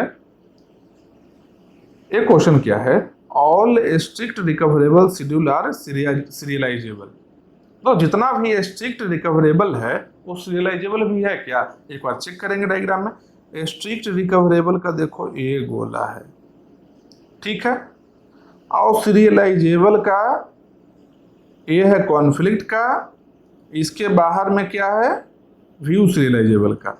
ये देखो एरिया जो बच गया ये क्या है, स्ट्रिक्ट रिकवरेबल तो है क्योंकि इस सर्किल में आ रहा है, लेकिन सीरियलाइजेबल तो नहीं है। देखो व्यू सीरियलाइजेबल यहाँ तक ही आ रहा है, व्यू सीरियलाइजेबल यहाँ तक ही आ रहा है, जबकि ये आउटर रह गया, ठीक है। तो इस एरिया में जो है इसको हम क्या बोल सकते हैं, स्ट्रिक्ट रिकवरेबल शेड्यूल है लेकिन सीरियलाइजेबल नहीं है।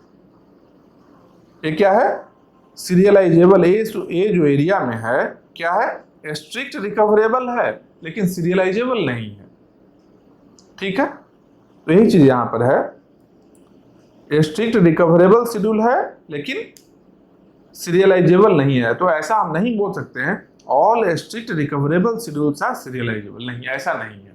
कुछ ऐसा भी शेड्यूल है, कुछ ऐसा भी शेड्यूल है, यहां से रुक जाओ, एक एरो लाकर हम दिखाते हैं।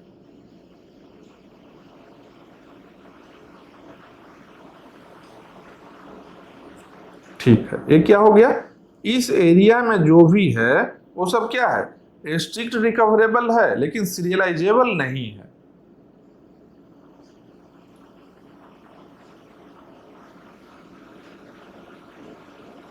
यहां लिख लो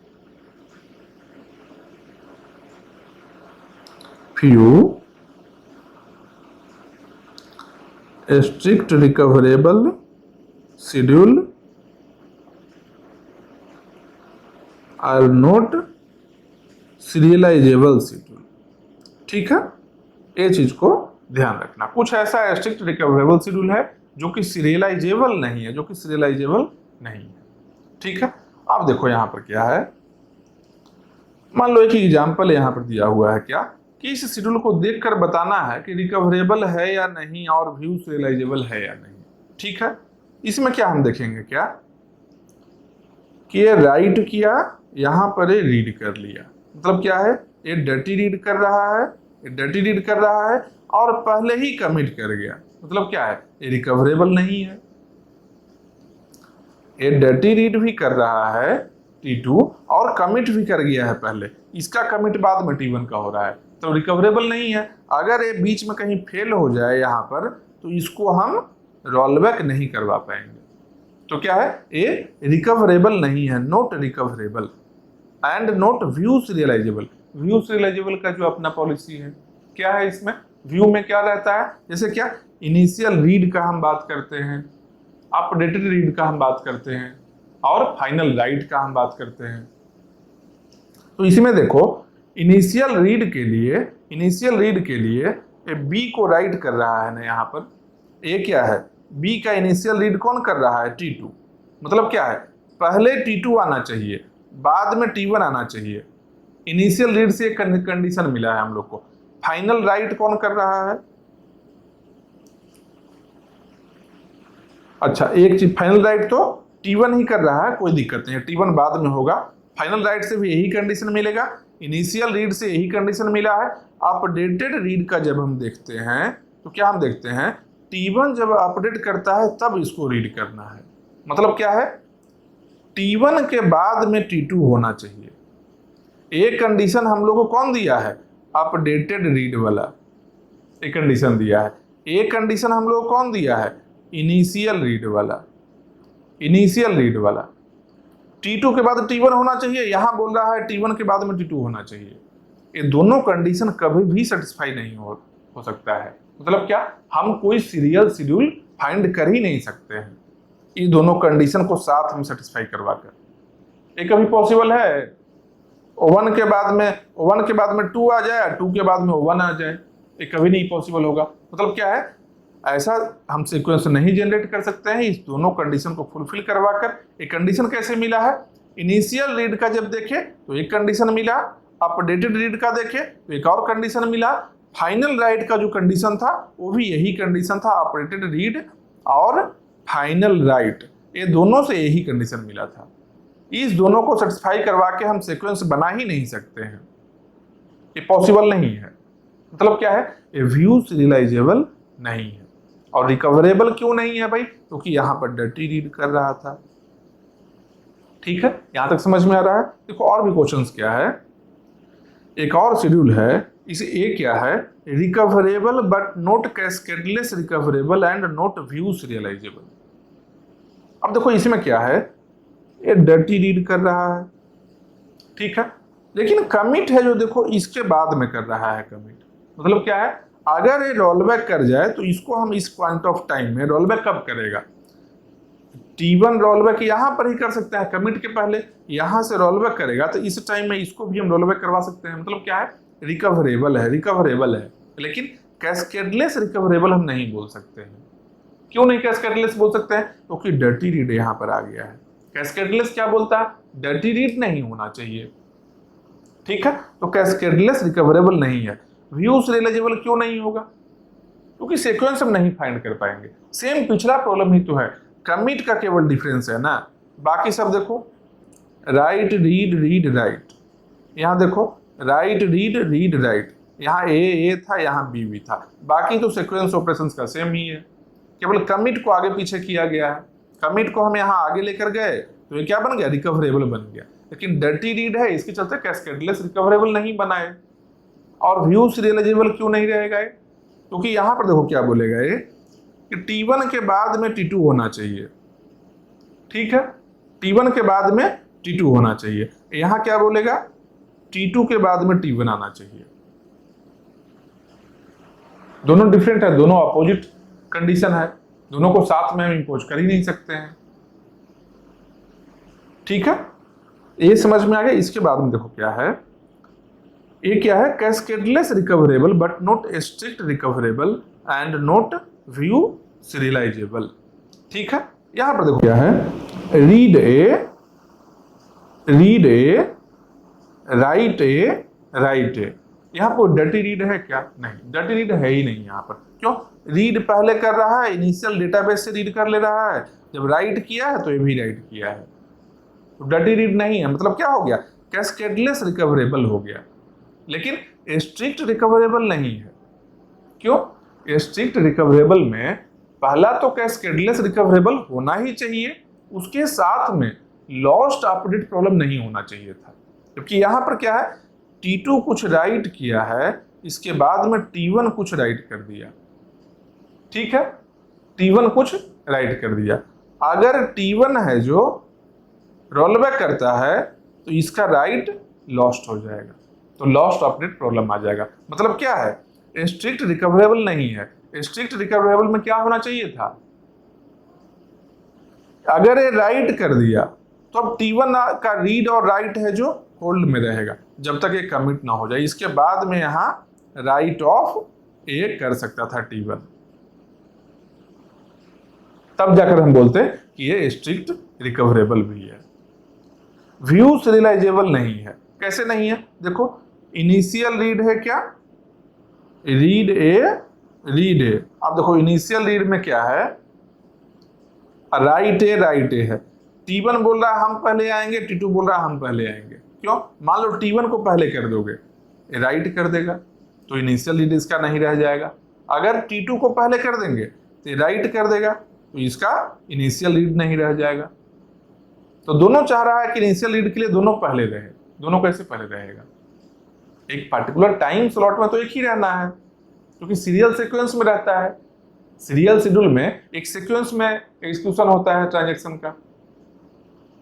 ठीक है, ये समझ में आ रहा है। मतलब क्या है, व्यू सीरियलाइजेबल नहीं है, ऐसा कोई सीरियल शेड्यूल हम नहीं फाइंड कर सकते हैं। T1 भी पहले रहे और T2 भी पहले रहे, दोनों पहले कैसे रहेगा, एक के बाद में एक होना सीरियल ऑर्डर होता है। ठीक है, इसके बाद में देखो क्या है, strict recoverable and not view serialisable. मतलब क्या है, स्ट्रिक्ट रिकवरेबल में क्या होना चाहिए था, कैस्केडलेस और लॉस्ट ऑपरेट प्रॉब्लम नहीं होना चाहिए था। यहाँ पर देखो रीड ए यहाँ राइट किया है और एक कमिट के कर गया, इसके बाद में राइट कर रहा है। ठीक है, तो यहाँ पर प्रॉब्लम क्या आ रहा था, ए राइट करके पहले ही क्या हो रहा था, राइट किया और यहाँ पर ये रोल बैक हो जा रहा था, ये आगे जाकर कमिट कर रहा था, यही प्रॉब्लम था। यहाँ पर देखो क्या है, रीड किया, रीड में कोई दिक्कत नहीं है, यहाँ पर राइट किया है, अब कमिट कर गया आपने, एक कमिट कर गया, अब इसको कोई दिक्कत नहीं है। अब कोई और राइट करके कुछ और वैल्यू ले आए, कोई दिक्कत नहीं इसको है, क्योंकि राइट करेगा भी अब, तो ये तो कमिट हो चुका है। इसका जो ट्रांजैक्शन लॉग टेबल होगा, उसमें पता रहेगा ना कि कौन सा ए का वैल्यू को राइट करके क्या ऑपरेट किया है, क्योंकि इसका ऑपरेटेड वैल्यू है जो T2 का ऑलरेडी यहां पर लिखा हुआ है। जो ए ब्लॉक में जो ए है, ए ब्लॉक में क्या मिलेगा, जब ये राइट करने आएगा तो T2 जो ऑपरेट किया है यही वैल्यू मिलेगा यहां पर। तो अगर ये राइट करने के बाद में यहां पर फेल होता है और रोलबैक भी करता है, फिर भी वापस में यही वैल्यू लिखेगा जो यहां पर था। क्यों, कि इसके ट्रांजैक्शन लॉग टेबल में लिखा हुआ है, कहां से लेकर कहां ये अपडेट किया था। ठीक है, ये समझ में आ रहा है। देखो ये दोनों में कंफ्यूज नहीं होना, ये देखो ये है और पिछला ये दोनों शेड्यूल है, इसमें कंफ्यूज नहीं होना। क्यों नहीं होना बता रहे हैं, यहां पर देखो क्या है, ए राइट किया, इसके बाद में ए राइट कर दिया है। ठीक है, इसके बाद में ए राइट कर दिया है। ठीक है, अब जाकर जैसे ही देखेगा ये वापस जाएगा, जब ये रोलबैक करेगा, ये रीड भी किया था एक वैल्यू को, पहले ही ये रोलबैक कर गया। ठीक है, इसका मतलब क्या है कि ये जो T2 राइट किया है, ये वैल्यू क्या होगा, लॉस्ट हो जाएगा। यही चीज तो हम लोग देखे थे, लॉस्ट ऑपरेट प्रॉब्लम जो था, ये देखो यहाँ पर लॉस्ट ऑपरेट प्रॉब्लम में यही तो हम देखे थे, ये कुछ राइट किया, अच्छा इसके बाद में ये राइट किया है और ये रोलबैक हो गया। ठीक है, अच्छा एक चीज यहाँ पर रिवर्स में शायद लिखा हुआ है,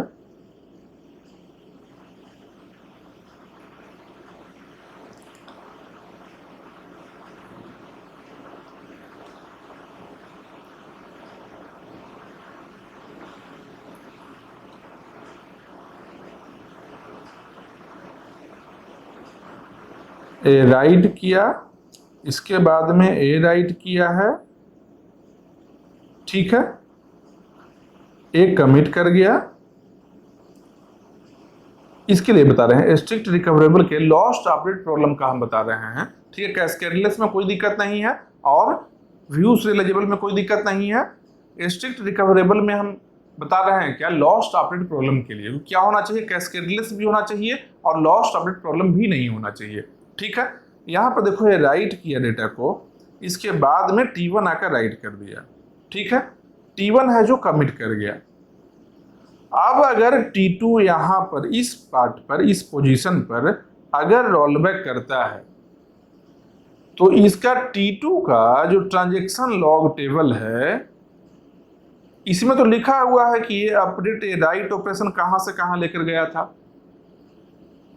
इसके पहले ये राइट कर रहा है, मतलब क्या है, इसके राइट करने वाला वैल्यू, इसका अपडेटेड वैल्यू तो यहाँ नहीं लिखा हुआ है। यहाँ पर जो भी ए का वैल्यू रहा होगा वो क्या रहा होगा, इनिशियल डीबी में जो वैल्यू है वही रहा होगा, यहाँ पर जो राइट किया है। और ये राइट करके कमिट कर गया अपना, ये राइट करके T1 है जो अपना कमिट कर गया। जब ये रोल बैक करेगा T2 तो क्या करेगा, इनिशियल जो डीबी में वैल्यू था ए का वही वैल्यू ए में पुट करके ये रोल बैक कर जाएगा। मतलब क्या है, T1 का जो राइट किया हुआ वैल्यू है वो लॉस्ट हो गया। ठीक है, यहां पर देखो क्या है, यहां पर देखो क्या है कि ये पहले राइट किया, ठीक है, ये पहले राइट किया, ये कमिट कर गया है। ठीक है, ये राइट करके ये कमिट कर गया, इसके बाद में ये राइट कर रहा है। यहां पर देखो क्या है कि राइट किया है, इसके बाद में राइट किया और खुद कमिट कर गया है। जबकि ये जब राइट किया है इसके बाद में, तो इसके कमिट को डिले करना है। कब तक, जब तक ये कमिट ना हो जाए। T2 अगर कमिट हो जाता है पहले तब कोई दिक्कत नहीं है, T2 अगर पहले कमिट हो जाता है तब कोई दिक्कत नहीं है।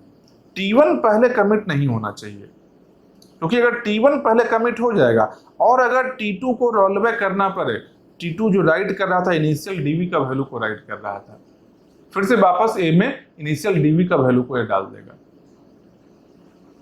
तो इसका जो अपडेट किया हुआ है लॉस्ट हो जाएगा। ठीक है, यहां पर क्या है, T2 है जो इनिशियल डीबी का वैल्यू इसमें था ये कमिट कर गया। अब इसका ट्रांजैक्शन लॉग खत्म हो गया टेबल, क्योंकि ये कमिट कर गया है। इसके बाद में T1 है जो राइट किया, इसके कमिट होने के बाद में T1 है जो राइट कर रहा है। अब जब कमिट हो गया है T2, तो T2 से मतलब ही क्या रह गया, कमिट हो गया, काम खत्म हो गया, इसका कुछ हिस्ट्री है ही नहीं। अब T1 है जो इंडिपेंडेंट हो गया कि ए को राइट करे, रीड करे, कुछ भी कर सकता है। समझ रहे हो, T2 अपडेट किया, अपडेट करने के बाद में कमिट कर गया है, मतलब ये ट्रांजैक्शन ओवर हो गया, खत्म हो गया। अब इसके कमिट करने के बाद में T1 है जो रीड करे, राइट करे, कोई दिक्कत नहीं है। रीड करेगा तभी ये डर्टी रीड नहीं माना जाएगा, राइट करेगा तभी लॉस्ट अपडेट प्रॉब्लम नहीं होगा, क्योंकि ये अपडेट करके कमिट हो गया है ना। अब ये राइट करेगा जब, तो T1 का जो लॉग रहेगा, log table, transaction log table है, इसमें ए में वही वैल्यू मिलेगा जो यहाँ पर अपडेट किया था। ये इस वैल्यू को आगे मान लो ये अपडेट किया था यहाँ पर जो 25 अपडेट किया था, फिर T1 आया अपडेट करने के लिए तो यहाँ से 50 बना दिया। ठीक है, इसके बाद में यहाँ से रोल बैक कर गया है, तो 50 को क्या करेगा, 25 ही तो बना कर जाएगा।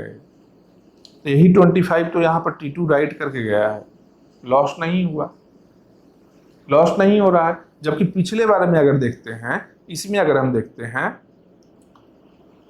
तो यहाँ ए का वैल्यू मान लेते हैं इनिशियल 0 है, ठीक है, इनिशियल 0 है, T2 का राइट आया तो 0 से बना दिया 25, T1 का जब राइट आया तो 25 को बना दिया 50, T1 है जो कमिट कर गया।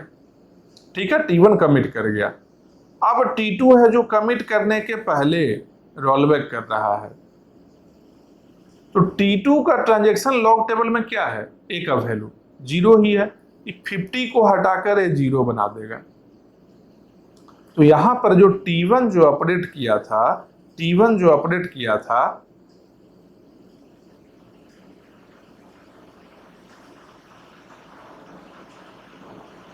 हाँ T1 जो अपडेट किया था, ये वैल्यू तो अब खत्म हो गया, 0 आ गया। T1 अपडेट क्या किया था, 50 से अपडेट किया था T1। पहले T2 अपडेट किया है 25 से, उसके बाद में T1 अपडेट किया है 50 से। T1 है जो कमिट कर गया है, इसके बाद में T2 कमिट कर रहा है। ठीक है, कमिट करने के पहले क्या हुआ, रोलबैक करना पड़ा इसको। तो यहां जो राइट के T2 जो राइट कर रहा था, इसके पास में इनिशियल वैल्यू है, 0 है वैल्यू ए का उस समय। तो ए का वैल्यू क्या करेगा, 0 से 25 बनाया है कौन, T2। उसके बाद में 0 से 25 T2 बनाया, इसके बाद में 25 से 50 T1 बनाया। T1 है जो कमिट कर गया। अब T2 है जो कमिट करने के पहले रोलबैक कर रहा है। ठीक है, तो देखो इसका अपडेट करने के पहले वैल्यू क्या था, T2 अपडेट जो किया है 25 किया है, तो इसके वैल्यू, इसके पहले वैल्यू क्या मिला था, 0। ये रोलबैक जब कर रहा होगा तो क्या करेगा, अपना अपडेट करने के पहले जो वैल्यू था वही तो इसके ट्रांजैक्शन लॉग टेबल में रहेगा। खुद का अपडेट करने के पहले जो वैल्यू था वही तो इसके लॉग टेबल में रहेगा। क्या करेगा, 50 को हटाकर जो इनिशियल वैल्यू था ये 0 बना देगा। अब T1 जो अपडेट किया था 50, ये तो लॉस हो गया, इसलिए यहां पर लॉस्ट अपडेट प्रॉब्लम हो रहा है। कैस्केडलेस रिकवरेबल है लेकिन लॉस्ट अपडेट प्रॉब्लम है, इसलिए ये स्ट्रिक्ट रिकवरेबल नहीं है। व्यू क्यों नहीं है, इसके रीजन ऑलरेडी हम बता चुके हैं कि दोनों चाह रहा है कि पहले रहेंगे। ठीक है, जबकि इसमें क्या है, लॉस्ट अपडेट प्रॉब्लम नहीं हो रहा है, ना तो डर्टी रीड यहां पर हो रहा है और इसमें लॉस्ट अपडेट प्रॉब्लम भी नहीं हो रहा है, इसलिए स्ट्रिक्ट रिकवरेबल है। व्यू सीरियलाइजेबल क्यों नहीं है भाई, ये भी चाह रहा है कि पहले रीड करें, ये भी चाह रहा है पहले रीड करें, क्योंकि दोनों का इनिशियल रीड है, दोनों है जो डेटाबेस से ही रीड करना चाह रहा है। ठीक है, तो व्यू सीरियलाइजेबल नहीं है। ठीक है, अब इसके आगे आते हैं क्या, strict recoverable and view serialisable but not conflict serialisable. ठीक है, if schedule S not conflict serializable schedule and no blind write in schedule, then schedule S also not view serializable। इस पॉइंट को याद रखना कि अगर कोई कॉन्फ्लिक्ट सीरियलाइजेबल नहीं है शेड्यूल, कोई ऐसा शेड्यूल है जो कि कॉन्फ्लिक्ट सीरियलाइजेबल अगर नहीं है और साथ में उसमें ब्लाइंड राइट भी नहीं है, हम एग्जांपल में बताए भी हैं लास्ट क्लास में, अगर कोई शेड्यूल है जो कॉन्फ्लिक्ट सीरियलाइजेबल नहीं है और साथ में उसमें ब्लाइंड राइट भी अगर नहीं है, तब वो व्यू सीरियलाइजेबल भी नहीं होगा। अगर कोई शेड्यूल कॉन्फ्लिक्ट सीरियलाइजेबल नहीं है और उसमें ब्लाइंड राइट है, तब एक चांस है कि वो व्यू सीरियलाइजेबल हो सकता है। कंफर्म हम नहीं बता रहे हैं, कंफर्म नहीं है, ऐसा कंफर्म नहीं है कि कोई कॉन्फ्लिक्ट सीरियलाइजेबल शेड्यूल नहीं है और साथ में ब्लाइंड राइट है। ब्लाइंड राइट है इसका बिल्कुल मतलब नहीं है कि इंप्लीकेशन है कि ये व्यू सीरियलाइजेबल शेड्यूल होगा ही, ये हम नहीं बता रहे हैं। व्यू सीरियलाइजेबल शेड्यूल हो भी सकता है और नहीं भी हो सकता है। There may be a chance that some schedule is conflict serializable and no blind write, then it is view serializable. If some schedule is not conflict serializable and no blind write, it means it will not be view serializable. If some schedule is not conflict serializable but having blind write, means there may be a chance that it will be view serializable or may not be. अगर conflict serialisable नहीं है कोई और blind right है, तो हो सकता है कि व्यू सीरियलाइजेबल हो जाए या हो सकता है नहीं भी हो, कुछ भी हो सकता है। कंफर्म नहीं बता सकते हैं, लेकिन अगर कोई कॉन्फ्लिक्ट सिरियलाइजेबल नहीं है और ब्लाइंड राइट भी नहीं है तो 100% कंफर्म हम बोल सकते हैं क्या कि नो, यहां देखो, no conflict serializable schedule and no blind write. It means it implies that not view serializable schedule. ठीक है, ये क्या है, इंप्लीकेशन है कि अगर ये होगा तो 100% ये होगा कि कॉन्फ्लिक्ट सीरियलाइजेबल भी नहीं है, ब्लाइंड राइट भी नहीं है, तो 100% हम बोल सकते हैं क्या कि व्यू सीरियलाइजेबल भी नहीं होगा। यही कंडीशन यहाँ पर लिखा हुआ है। If schedule S not conflict serializable schedule and no blind write in schedule, then schedule S also not view serializable. यही चीज यहाँ पर है। जैसे क्या देखो यहाँ पर ए शेड्यूल गिवन है, इसमें क्या है, T1 T2 ट्रांजेक्शन तीनों में ही है, रीड ए, राइट ए। यहां पर क्या है, अब देखो एक, अगर ए क्या है, कनकरेंट शेड्यूल है, ये दोनों क्या है, सीरियल शेड्यूल है। ठीक है, क्या है भाई, T1 के बाद में T2 आ रहा है, यहां पर T2 के बाद में T1 आ रहा है, यही तो है। दो ही सीरियल शेड्यूल पॉसिबल है ना, दो ही सीरियल शेड्यूल पॉसिबल है, अगर दो ट्रांजेक्शन है एक शेड्यूल में, यही दोनों पॉसिबल है। इसको अगर हम कंपेयर करना चाहते हैं कि किसी एक के जैसा है क्या है, किसी एक से व्यू इक्वल है क्या, एक किसी से नहीं है व्यू इक्वल। क्यों? क्योंकि यहाँ पर T1 भी चाह रहा है इनिशियल रीड करें और T2 भी चाह रहा है इनिशियल रीड करें। मतलब T1 भी पहले आना चाहता है, T2 भी पहले आना चाहता है, जबकि या तो T1 आ सकता है या तो T2 आ सकता है, कोई एक आ सकता है। मतलब क्या है, ये व्यू इक्वल नहीं है किसी का भी। ठीक है, यहां तक समझ में आ रहा है। No conflict serializable schedule plus no blind write मतलब नॉट व्यू सीरियलाइजेबल, तो इसको क्या बोलेंगे, नॉन सीरियलाइजेबल। मतलब अगर सिंपल ये भी पता चल जाए हम लोग को कि कॉन्फ्लिक्ट सीरियलाइजेबल नहीं है, आप बोलो कि इतना जो पता करने जाएंगे कॉन्फ्लिक्ट सीरियलाइजेबल है कि नहीं और ब्लाइंड राइट है कि नहीं, इससे अच्छा हम व्यू सीरियलाइजेबल भी देख लेंगे। एक चीज याद रखना, व्यू सीरियलाइजेबिलिटी टेस्टिंग है जो एनपी कंप्लीट प्रॉब्लम है, एक्सपोनेंशियल टाइम लगता है। और कॉन्फ्लिक्ट सीरियलाइजेबिलिटी जो है, कॉन्फ्लिक्ट सीरियलाइजेबल का टेस्टिंग है, इसमें पॉलिनोमियल टाइम लगता है, पी प्रॉब्लम है। बहुत कम टाइम में बता सकते हो कि कोई कॉन्फ्लिक्ट सीरियलाइजेबल है या नहीं है। और ब्लाइंड राइट को पता करना भी आसान है, बिना रीड किए हुए राइट करना, ब्लाइंड राइट हो गया। व्यू सीरियलाइजेबल को टेस्ट करना मुश्किल है थोड़ा, ये छोटा छोटा कम नंबर ऑफ ट्रांजेक्शन जब शेड्यूल में लेते हैं तब हम टेस्ट करने बताए हैं।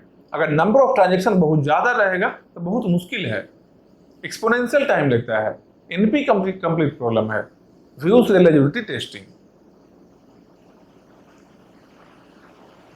तो उसको टेस्ट करने से अच्छा बेहतर क्या है कि पॉलिनोमियल टाइम में कॉन्फ्लिक्ट सीरियलाइजेबिलिटी टेस्टिंग हो जाता है। तो अगर कॉन्फ्लिक्ट नहीं रहे और ब्लाइंड राइट भी नहीं रहे तो व्यू सीरियलाइजेबल भी नहीं होगा। जैसे यहां पर क्या है, रीड कर रहा है, यहां भी रीड कर रहा है, यहां राइट कर रहा है, यहां पर राइट कर रहा है।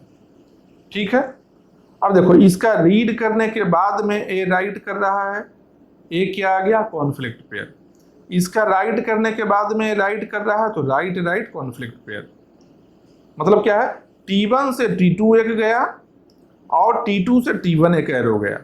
ठीक है, ये क्या बन गया, प्रेसिडेंस ग्राफ बन गया, साइकिल है प्रेसिडेंस ग्राफ में। मतलब क्या है, ये कॉन्फ्लिक्ट सीरियलाइजेबल शेड्यूल नहीं है, ये कंफर्म हो गया। अब ब्लाइंड राइट कैसे पता करेंगे, ये राइट कर रहा है ए को, इसके पहले ए को रीड किया है क्या, हाँ, ऊपर जाते जाएंगे देखें कि हाँ ए को रीड किया था, मतलब ब्लाइंड राइट नहीं है। ठीक है, ए राइट कर रहा है ए को, इसके ऊपर में कभी रीड किया है क्या ए को, हाँ ए को रीड किया है, मतलब क्या, ए भी ब्लाइंड राइट नहीं है। तो इसका प्रेसिडेंस ग्राफ हम ड्रॉ किए तो क्या मिला, साइकिल मिल गया, तो कॉन्फ्लिक्ट सिरियलाइजेबल नहीं है। ब्लाइंड राइट भी यहाँ नहीं है, मतलब क्या है, व्यू सिरियलाइजेबल भी नहीं होगा। और रियल में देखो व्यू इक्वल नहीं हो रहा है किसी भी शेड्यूल का। दो ट्रांजेक्शन है, दो ही सीरियल शेड्यूल पॉसिबल है, T1 टू T2 या फिर T2 टू T1। तो इस पॉइंट को याद रखना है, ठीक है। If schedule S not conflict serialisable and schedule S view serialisable, ठीक है। बोल रहा है क्या कि अगर कोई शेड्यूल है जो कॉन्फ्लिक्ट सीरियलाइजेबल नहीं है और व्यू सीरियलाइजेबल है, इसका मतलब 100% कम से कम एक ब्लाइंड राइट रहा है। अगर कोई कॉन्फ्लिक्ट सीरियलाइजेबल नहीं है और व्यू सीरियलाइजेबल है तो 100% कम से कम एक ब्लाइंड राइट रहा है। इसको रिवर्स में अगर बोले हम, इसको अगर रिवर्स में हम बोलना चाहेंगे कि कॉन्फ्लिक्ट सीरियलाइजेबल नहीं है और ब्लाइंड राइट है, इसका मतलब व्यू सीरियलाइजेबल हो गया क्या? मतलब कॉन्फ्लिक्ट सीरियलाइजेबल नहीं है और ब्लाइंड राइट है, तो कन्फर्म हम बोल सकते हैं क्या कि व्यू सीरियलाइजेबल होगा? नहीं, कन्फर्म नहीं बोल सकते हैं। एक चांस है, हो भी सकता है, नहीं भी हो सकता है। लेकिन अगर कॉन्फ्लिक्ट सीरियलाइजेबल नहीं है और व्यू सीरियलाइजेबल है, इसका 100% मीनिंग है कम से कम एक ब्लाइंड राइट उस शेड्यूल में आया है। ये बात को ध्यान रखना। जैसे क्या यहां पर देखो ट्रांजेक्शन T1 T2 T3 लेते हैं अगर, ठीक है, इस तरह का ट्रांजेक्शन यहां पर है। देखो रीड राइट कॉन्फ्लिक्ट पेयर हो गया, राइट राइट कॉन्फ्लिक्ट पेयर हो गया, ठीक है। मतलब क्या है, T1 से T2 जाएगा और T2 से T1 जाएगा, T1 से T3 भी जाएगा, T2 से T3 भी जाएगा। इसका प्रेसिडेंस ग्राफ कैसा बनेगा? इसका प्रेसिडेंस ग्राफ कैसा बनेगा? देखो इसका प्रेसिडेंस ग्राफ का अगर ड्रॉ करना चाहें हम, तो प्रेसिडेंस ग्राफ बनेगा T1 T2 T3। T1 से T2 जाना है, T2 से T1 जाना है, T1 से T3, T2 से T3। अब बताओ, साइकिल मिल रहा है ना, मतलब टोपोलॉजिकल ऑर्डर हम फाइंड नहीं कर सकते हैं। मतलब क्या, कॉन्फ्लिक्ट सीरियलाइजेबल ही नहीं है। ये क्या है, कॉन्फ्लिक्ट सीरियलाइजेबल नहीं है। अब चेक करें कि व्यू सीरियलाइजेबल है क्या? है व्यू सीरियलाइजेबल है क्या? देखो एक बार इनिशियल रीड का अगर हम बात करते हैं तो देखो रीड करने वाला कितना है, एक ही है। तो इनिशियल रीड T1 कर रहा है, तो क्या कंडीशन मिल गया हम लोग को कि T1 के बाद में T2 और T3 आना चाहिए। किससे कंडीशन मिला है? एक कंडीशन मिला है इनिशियल रीड से, ठीक है, एक कंडीशन मिला हम लोग को इनिशियल रीड से। अब अगला देखो क्या है, अपडेटेड रीड का अगर हम बात करते हैं तो देखो इसमें एक ही रीड ऑपरेशन है, उसके पहले अपडेट हुआ नहीं है, मतलब कि और कोई अपडेटेड रीड है नहीं, कोई कंडीशन अभी नहीं मिलेगा। फाइनल राइट देखो T3 कर रहा है, तो फाइनल राइट से एक कंडीशन और हम लोग को क्या मिलेगा, T3 लास्ट में होना चाहिए। मतलब क्या, T1 और T2 के बाद में T3 आना चाहिए। अब दोनों कंडीशन को मर्ज करके एक सीरियल ऑर्डर बनाकर देखो। क्या भाई, पहला कंडीशन बोलता है T1 पहले होना चाहिए स्टार्टिंग में, ठीक है, T1 को हम स्टार्टिंग में रख लिए। दूसरा कंडीशन बोलता है क्या कि T3 लास्ट में होना चाहिए, मतलब T3 के बाद में और कुछ भी नहीं आ सकता है, नहीं आ सकता है। T1 के पहले कुछ भी नहीं आ सकता है। ट्रांजैक्शन बचा कौन है? T2 बचा है ना, बीच में रख देंगे T2 को। देखो दोनों कंडीशन सेटिस्फाई हो रहा है या नहीं। पहला कंडीशन T1 के बाद में T2 T3 आना चाहिए, आ गया। दूसरा कंडीशन है T3 के पहले T1 T2 होना चाहिए, ये भी हो गया, दोनों फुलफिल कर गया। मतलब क्या है, ए व्यू सीरियलाइजेबल है और इसका व्यू सीरियल शेड्यूल यही है T1 T2 T3। Conflict serialisable नहीं था ये, क्योंकि प्रेसिडेंस ग्राफ क्या बन गया था, साइक्लिक था, कॉन्फ्लिक्ट सीरियलाइजेबल नहीं था, लेकिन व्यू सीरियलाइजेबल मिला था हम लोग को। क्या, T1 T2 T3 एक ऑर्डर मिला था। क्यों ऐसा हो रहा है? अब देखो इसमें ब्लाइंड राइट है या नहीं है। देखो रीड किया, राइट किया, रीड नहीं किया, राइट कर दिया, यहां से रीड नहीं किया, राइट कर दिया। ये क्या है, ये दोनों ही ब्लाइंड राइट है। तो कॉन्फ्लिक्ट सीरियलाइजेबल नहीं है लेकिन ब्लाइंड राइट है, तो एक चांस बना था क्या व्यू सीरियलाइजेबल होने का। हम टेस्ट किए तो रियल में क्या निकला, व्यू सीरियलाइजेबल निकला। एक ऑर्डर भी मिल गया हम लोग को T1 T2 T3 serial order. ठीक है, ये चीज को ध्यान रखना है। इसके आगे देखो क्या है, कनकरेंसी कंट्रोल प्रोटोकॉल। जो कनकरेंट एग्जीक्यूशन जो होता है शेड्यूल का, उसको कंट्रोल करने के लिए यह है कनकरेंसी कंट्रोल प्रोटोकॉल। यही बताएगा कौन सा शेड्यूल रन करेगा, कौन सा शेड्यूल रन नहीं करेगा। ये कंट्रोल यही करेगा। कैसे करेगा, इसका गोल क्या है भाई, concurrency control protocol should not allow to execute schedule if schedule is non serializable. अगर वो नॉन सीरियलाइजेबल है उसको एग्जीक्यूट नहीं करने देगा, साथ में स्ट्रिक्ट रिकवरेबल अगर नहीं है। ठीक है, concurrency control protocol should not allow to execute, allow लिख लो, अलाउड नहीं है सही, should not allow to execute schedule if schedule is non-serializable and और ही सही है, एक सेकेंड, नॉन सीरियलाइजेबल मतलब क्या, वायलेशन ऑफ आइसोलेशन होगा, और या फिर नॉन स्ट्रिक्ट रिकवरेबल रहे। यहाँ क्या, violation of atomicity and durability होता है। कोई भी एक अगर रहता है ऐसा, या तो सीरियलाइजेबल नहीं हो या फिर स्ट्रिक्ट रिकवरेबल नहीं हो, तो वैसा शेड्यूल को कनकरेंसी कंट्रोल प्रोटोकॉल क्या करेगा, एग्जीक्यूट नहीं होने देगा। तो किसको एग्जीक्यूट होने देगा भाई, केवल और केवल वैसा शेड्यूल को कनकरेंसी कंट्रोल प्रोटोकॉल एग्जीक्यूट होने देगा जो कि सीरियलाइजेबल भी रहे और स्ट्रिक्ट रिकवरेबल भी रहे। जब दोनों कंडीशन को सेटिस्फाई कर जाएगा तब ये एग्जीक्यूट होने देगा। अगर एक भी कंडीशन फेल होता है, चलो सीरियलाइजेबल नहीं है लेकिन स्ट्रिक्ट रिकवरेबल तो है ना, नहीं, एग्जीक्यूट नहीं करने देगा। या फिर स्ट्रिक्ट रिकवरेबल नहीं है और सीरियलाइजेबल है, इसको भी नहीं एग्जीक्यूट करने देगा। सीरियलाइजेबल भी होना चाहिए और स्ट्रिक्ट रिकवरेबल भी होना चाहिए, तभी कनकरेंसी कंट्रोल प्रोटोकॉल है जो एग्जीक्यूट होने देगा शेड्यूल को। ये बात को ध्यान रखना है हमेशा। ठीक है, ये देखो क्या है, सीरियलाइजेबल शेड्यूल इतना सारा है, स्ट्रिक्ट रिकवरेबल शेड्यूल इतना सारा है, इतना सारा कनकरेंट शेड्यूल है, लेकिन एग्जीक्यूट केवल और केवल इतना ही होगा, ये बीच वाला एरिया ही होगा। ये क्या है, इसमें इंटीग्रिटी प्रिजर्व होता है, करेक्ट शेड्यूल है। क्यों, क्योंकि ये जो बीच में है, जो कॉमन एरिया है, ये सीरियलाइजेबल भी है और स्ट्रिक्ट रिकवरेबल भी है। तो ये क्या बोलेंगे,